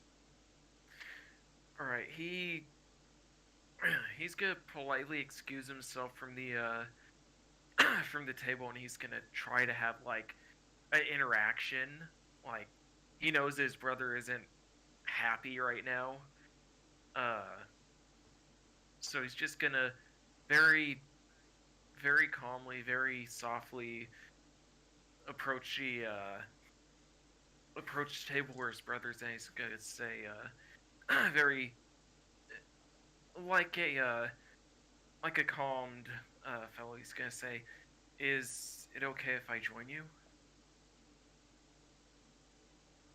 Do I have a choice? I mean, you could say no, and I'll happily leave, but I just we do need to talk, and About I what? want to clear. About what? We've got nothing to talk about. He sort of his expression softens as he just shakes his head. No, it's. I know you're not happy with me, at least, and you have every right not to be. But there's. I'm going to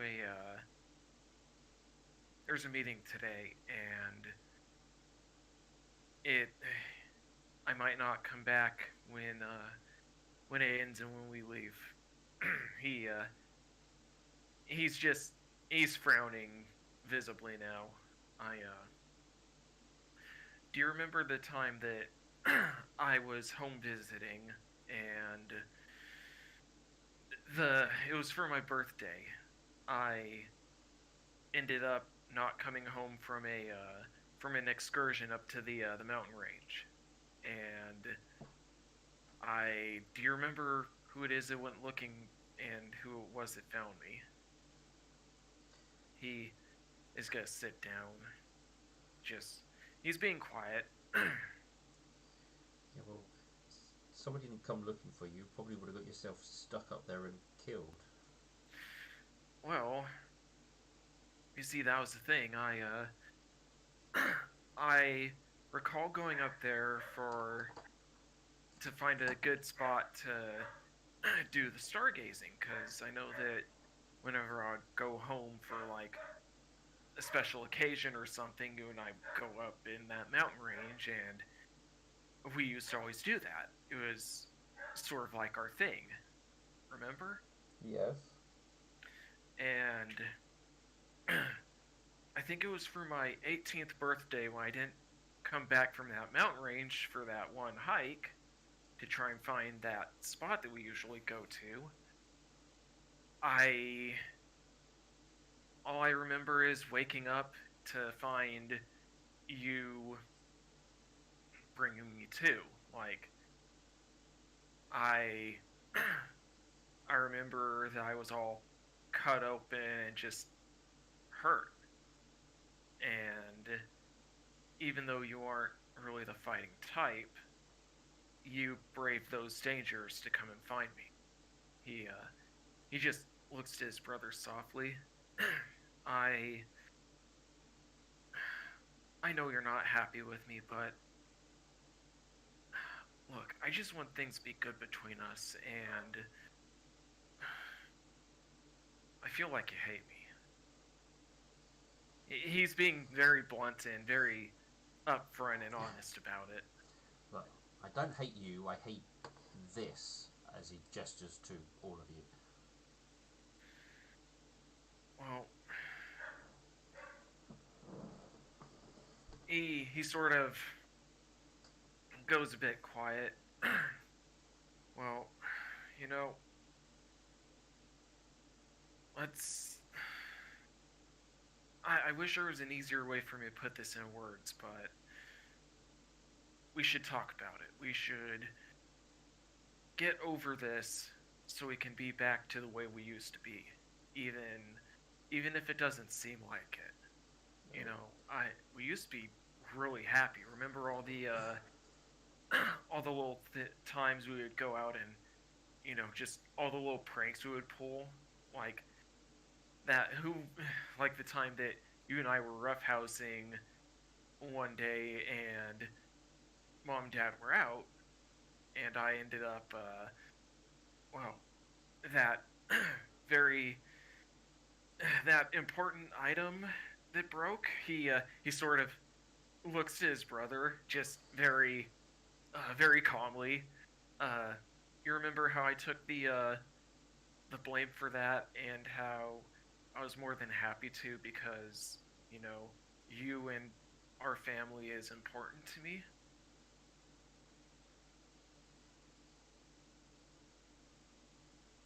Look, once you finish being the special glowy ass hero, maybe I'll be less annoyed with you because everybody won't be all, wow, you're wonderful. The light shines out of your ass. Yeah, he'll give a soft nod and a bit of a chuckle at that. I totally understand, and I it's been a real rough journey, but once it's all done, I'll be coming back to you. Myself and Wishful will be coming back to you, and we aren't gonna allow anyone to hurt you, mom, dad, our sister, anyone. And you know that I stick to my word. I have never once forgotten about you or any of our family. In fact, I tried so hard to get back to you guys, but we're always waylaid by one thing or another.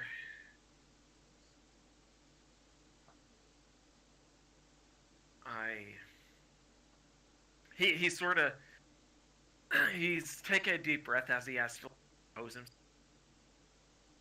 I never stopped loving you all, and I'm never going to.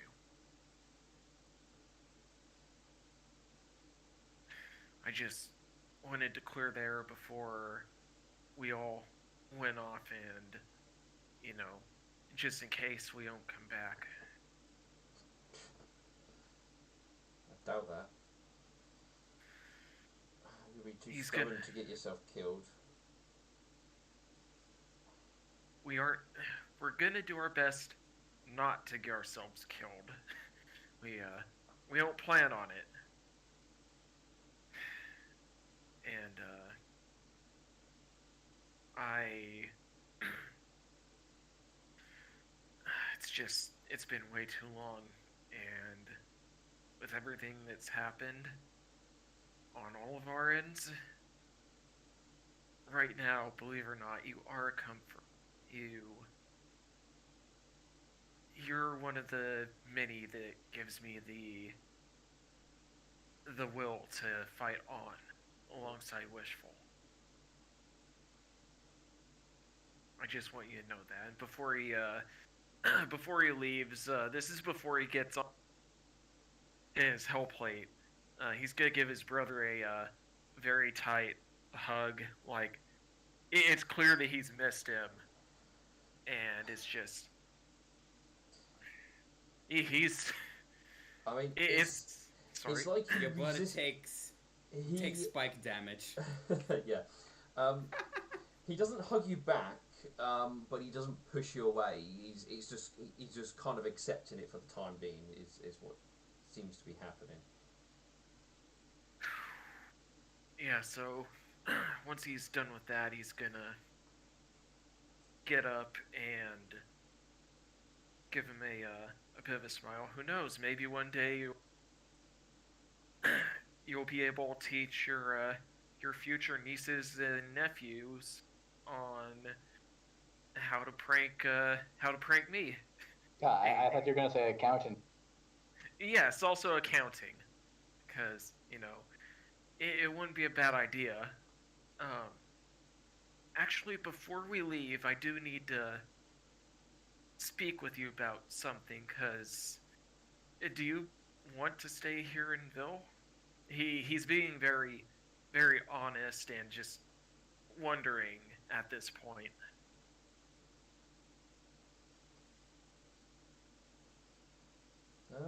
Did he tell you he wanted to stay in Ville? 'Cause I think he's No, that he's asking. That's why he's asking. All right.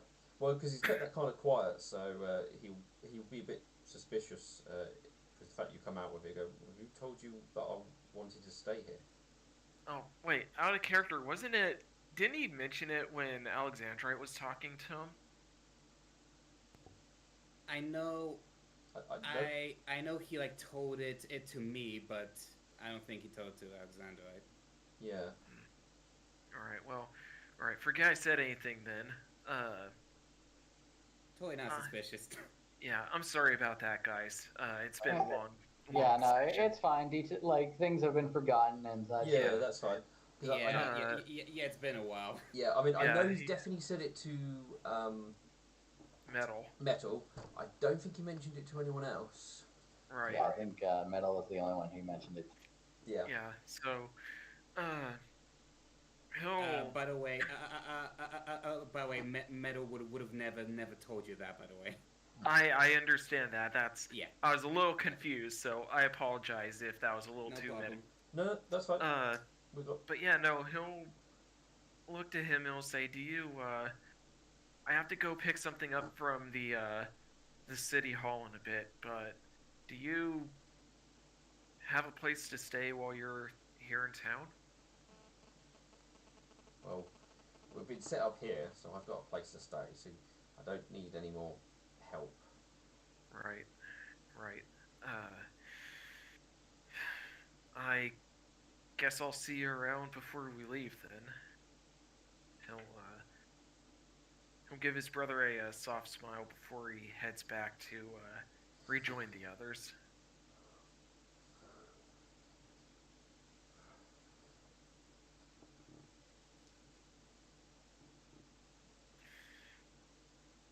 So, out of character, do you think this is a good place to stop, Steel, for the day? If you guys want to stop before you do shopping and the meeting, I'm quite happy to, because I think we're getting close to 1 o'clock. Yeah. Yeah. Yeah. It's been like almost 4 hours and a half now. Yeah, so we probably should come to a stop here. Yeah. I mean, it's also good that we got to do it a little bit more since Yeah. But also, yeah, it has been like, this is a longer session. Yeah. Yeah. It's also been that happened with Lashtada. I shouldn't be expecting that. Oh, well, dear. I can also say some good news on my part. Before I had to show up at 7:30 where I live. Now I can show up at 5:30, which I can show up more often to sessions now. So. Ooh, nice. Good. Right, I will be ending the stream here. All All right. Ciao. Have a great one, everyone. On Wiedersehen, every pony. We will see you next time on the End Times.